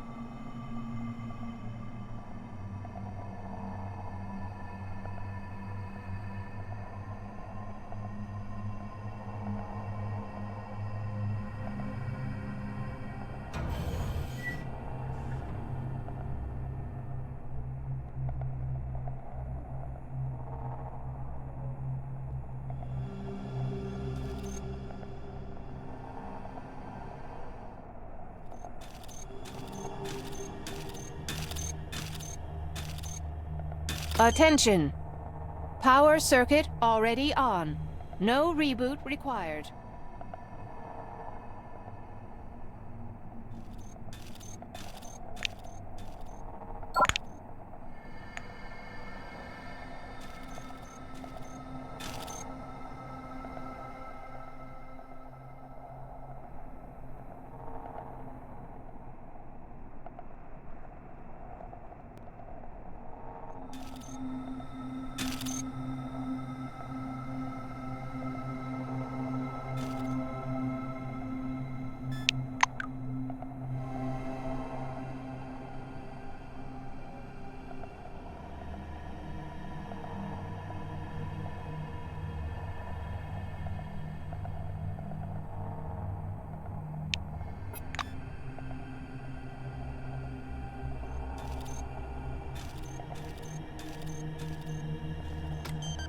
Enabling lighting in the excavation zone. Warning. Damage to power system detected. Start the emergency generator.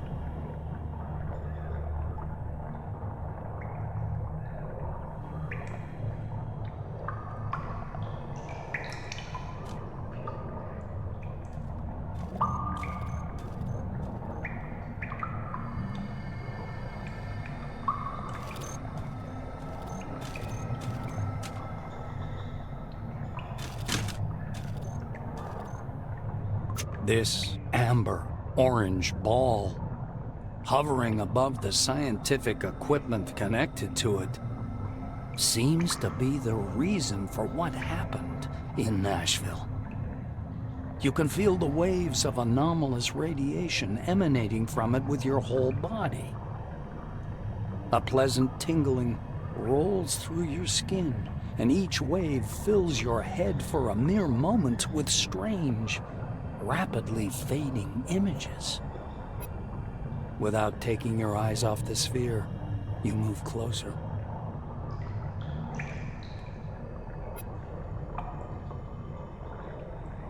You aim your scanner at the artifact's glowing surface, but the device will not function. Only you suddenly begin to feel numb. The prickling in your hands and the anomalous radiation pressing against your head grow weaker, but a frightening sensation rises in their stead. An unknown force detaches you from your body and takes you up in all of your consciousness unfolds like a giant canvas, hurling you into a dark auditorium. You see the maelstrom swirling over. It covers the lands of the dome like a gigantic spot, in the swirling shadow of which the lights of human consciousness flicker. Some of them fade away, barely gaining strength. The maelstrom, rushing westward, comes crashing down onto the southern lands of the dome, leaving behind hundreds of fluttering and slowly fading lights. After sweeping out Concord and Spire Station, the maelstrom finally calms down. It hangs in the very center of the dome, like a majestic, lazily...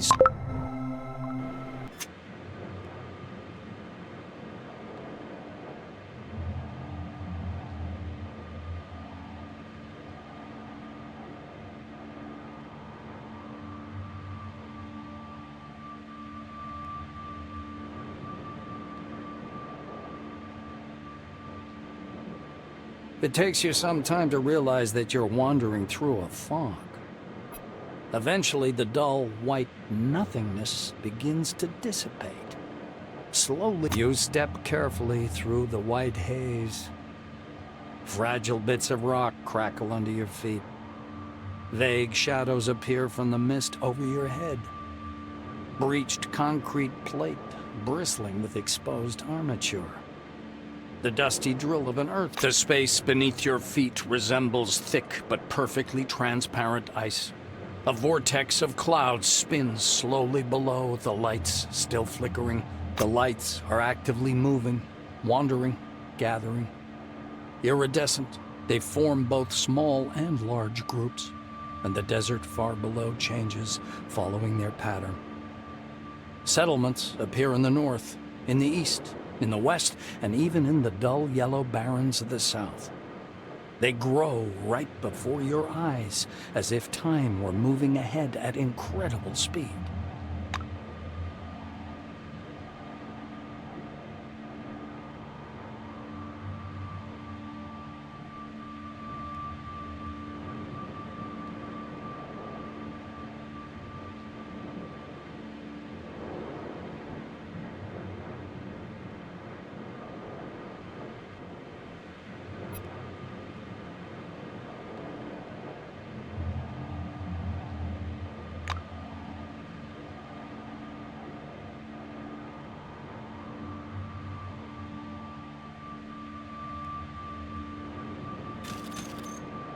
Clara is surrounded with white light and mist, her hands clasped in prayer.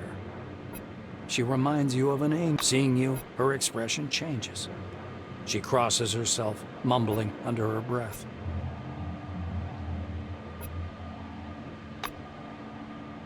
I was having lunch, and then you appeared. Out of nowhere. She nervously touches the cross hanging from her neck. Clara never moves her gaze off you. I remember you saying, find the car and drive away.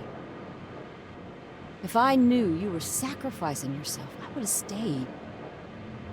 If someone frees you from your oath out of generosity or humanity, does that mean the oath shouldn't be fulfilled? I still don't know the answer to it. You see sorrow and grief in her eyes. I only know that I'm an awful wrongdoer. I hope you're in heaven now? Clara sighs heavily. I see. Why are you appearing to me? Her voice suddenly becomes deep and thick. She drawls as if her words were being played from a Abbott is very kind to me. But his faith is nothing I could get used to. She said, "There's no doubt. The funny, scruffy old man standing before you is Aaron Melville, the old man from the gas station." Melville examines you closely. Safe and sound, I see. How'd you pull that off? No one survived where you were heading. The old man points vaguely upwards with his crooked finger. You're aware, aren't you? The spire is fallen. Now the road's closed. As if folks would want to come here anyway. And here... He thumps his timber leg on the ground, driving the mist away. Don't think that I'm complaining. My business is on a roll. They come and they go. Melville's face seems to petrify. He speaks slowly, but flounders anyway. The gas station can be crowded nowadays. Everybody needs my gas station. Folks went crazy. The old man woefully shakes.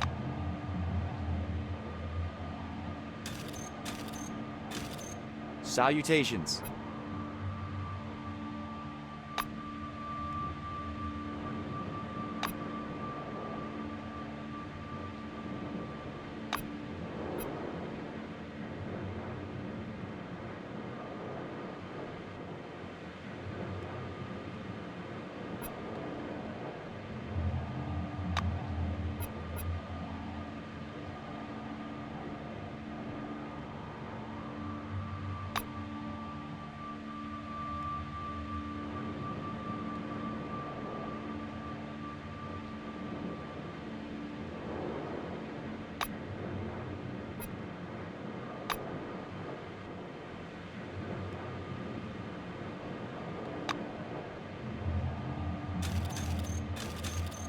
Hello?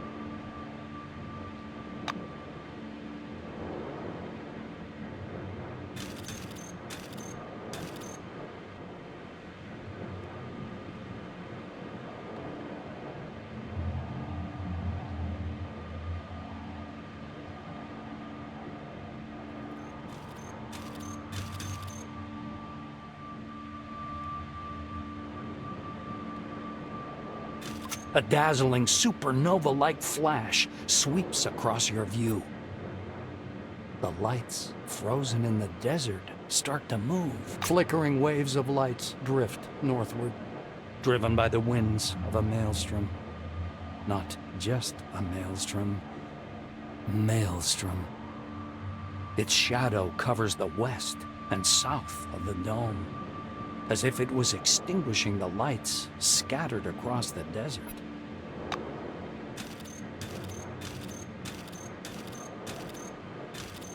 A gray-haired man, arms stiff at his sides, stands. Kingsley is much shorter in person, and older. He notices you. I depended on you and you failed me. Why did you not report on the events of that day? Martin comes closer. You notice small changes in his uniform. Some of the insignia have been replaced. Kingsley nods, as if anticipating your question. Yes, the uniform is new, but the man is the same. Head of Magellan Base. I intended to resign after the incident, but Nakamura decided otherwise. He surveys the thick mist around you. One thing's certain. You're standing here. That means... He looks you in the eye and says, Scientists on the emulator project have been telling us a lot about it. Not everything, of course. Even they don't. Van Olden looks the same as he did during your first meeting. The same shiny glasses with thin rims. He's examining a shred of mist hanging in the air. He's meeting your eyes, the scientist instantly darts back. Then he comes up to you and begins to palpate your face. His fingers seem to sink in your face. Sebastian Van Olden screws up his lips scornfully. Yes, of course. A thought form, like the pink mist, I suppose, or any other similar anomaly. As was to be expected. For a split second, the scornful grimace leaves the scientist's face. I actually agree with you. The megala anomaly of Nashville turned out to be much more dangerous. And on the other hand, everything that happened gives us the most plentiful research material. If Russo didn't hamper me, we would have learnt Maelstrom's nature a long time ago. He runs his hand over the mist. The scientist loses all interest in you, steps aside.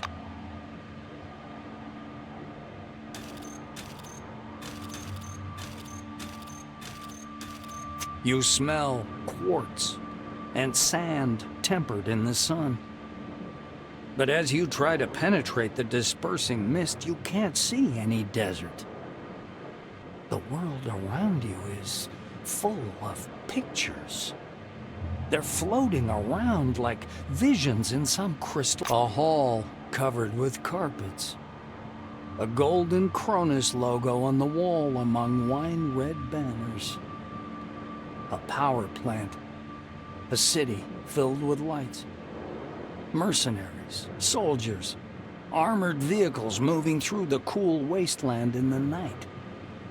The spire of a temple spire, its searchlight shining into the night sky. White corridors of research complexes.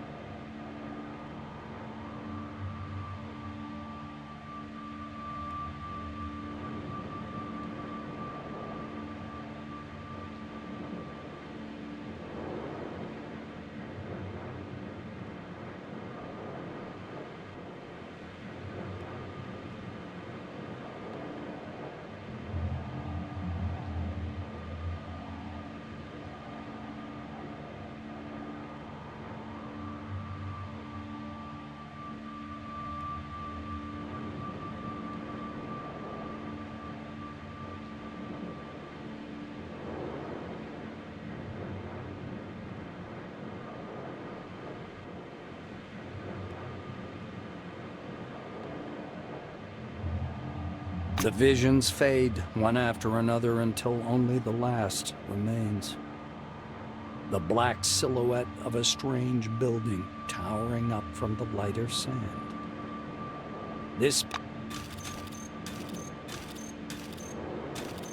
A wizened old man, long and lean as a scarecrow, leans over to examine you with the curiosity of a vulture.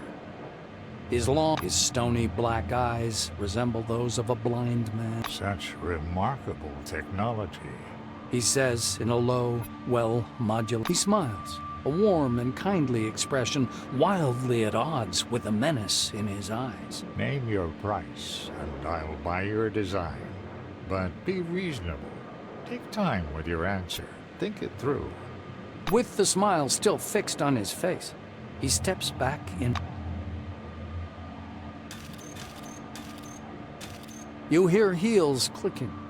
A dark figure. It's a woman. You've never met her, but you feel as though you've seen her face 1,000 times.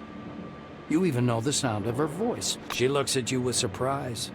Then she frowns pensively and steps closer. She stands so close you can see multicolored reflections in her bionic eye. After poking you to confirm your ethereal nature, naturally, she fails. The woman chuckles discontentedly and leaves.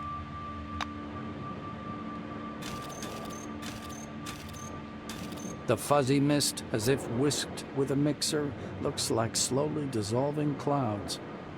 He clasps his hands behind his back and stops a few steps away. Vivid interest flashes in his eyes. He clears his throat. I'm out of jokes about death. Or about Mr. Christ. I'm out of jokes about hallucinations. Although hallucinations under the dome aren't any joke. The man circles you. His glance bounces from your face to your uniform to your shoes and back. A pre-war haircut, all-time uniform, clean and pressed. Shoes aren't worn out. Just got them. He recites he frees his plump palm and carefully touches you with one finger. You are ethereal, but light tight. You respond to my movements. You are not using an image that's familiar to me. You don't look like anyone. He raises himself on tiptoes and fixes his eyes upon your badge. The name. Of course. Of course. The name. He flings his arms about and leaves without even saying goodbye. The mist seems to... The fluctuant white slowly settles. The woman rolls her eyes discontentedly. Are you serious? Tuesday, I tell you. Wednesday, I tell you. Thursday. How come I always repeat the same thing? I can't sleep without my pills. You're the man. You're responsible for me. The nightstand. The top drawer. There they are. Oh, my pills. Just say... The man nods automatically. The woman clasps her hands in front of her chest. She's boiling with frustration. I can't depend on you, can I? I haven't been able to relax in years because I have to control the situation for both of us. Johan! Hello! My pills! P-I-L-L-S! Her shouts break through the man's pondering. He comes to his senses and stares at you in surprise. Then he turns to face his companion. Olivia falters and points her finger at you. And what is this? Or who is this? Mind telling me, without a never-ending Johan gives you an appraising look. Is it Maelstrom? Hobbit's trying out a new device? I don't know, darling.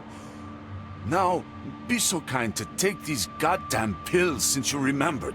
The woman flings her arms up fiercely and walks away into the mist.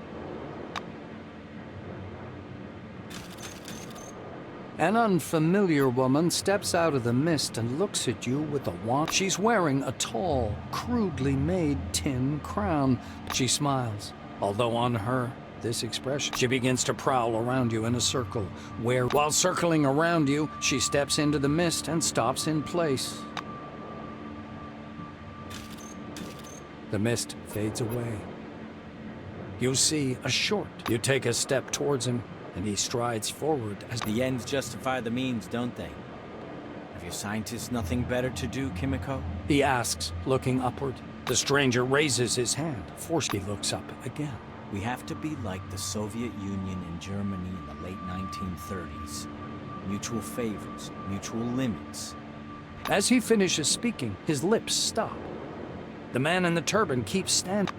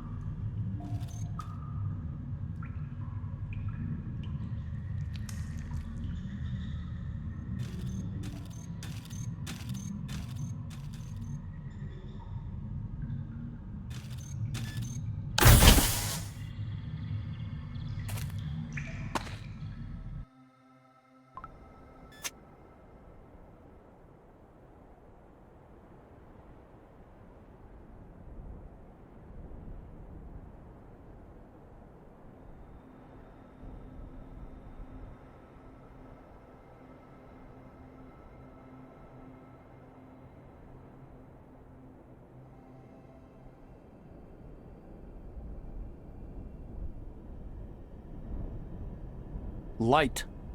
Bright light. You shield your face with your hand. After the darkness of the cave, it feels like broken glass rubbed into your eyes. You slowly spread your fingers. At first, you can't see anything, only a blind whiteness. Gradually, the pulsating light resolves into the outlines of a red rock and a tall white structure at its foot. The screen on your Kairos blinks. The system reports an error while trying to update the built-in atlas. When the maps reload, the icons are gone. Only a single marker indicating your location remains. Well,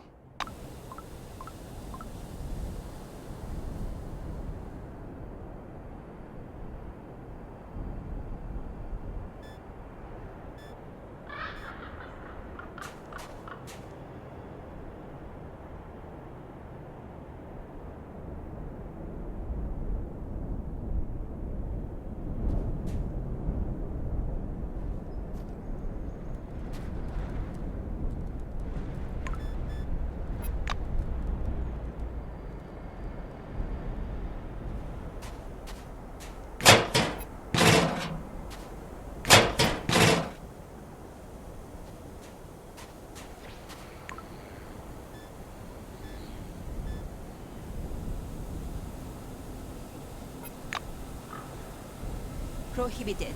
Employee currently deployed to the danger zone must leave. Encouraged to seek asylum. The city is far enough from... Don't panic. Our scientists and security specialists are closely monitoring the maelstrom phenomenon. Confidence in our new committee authorities.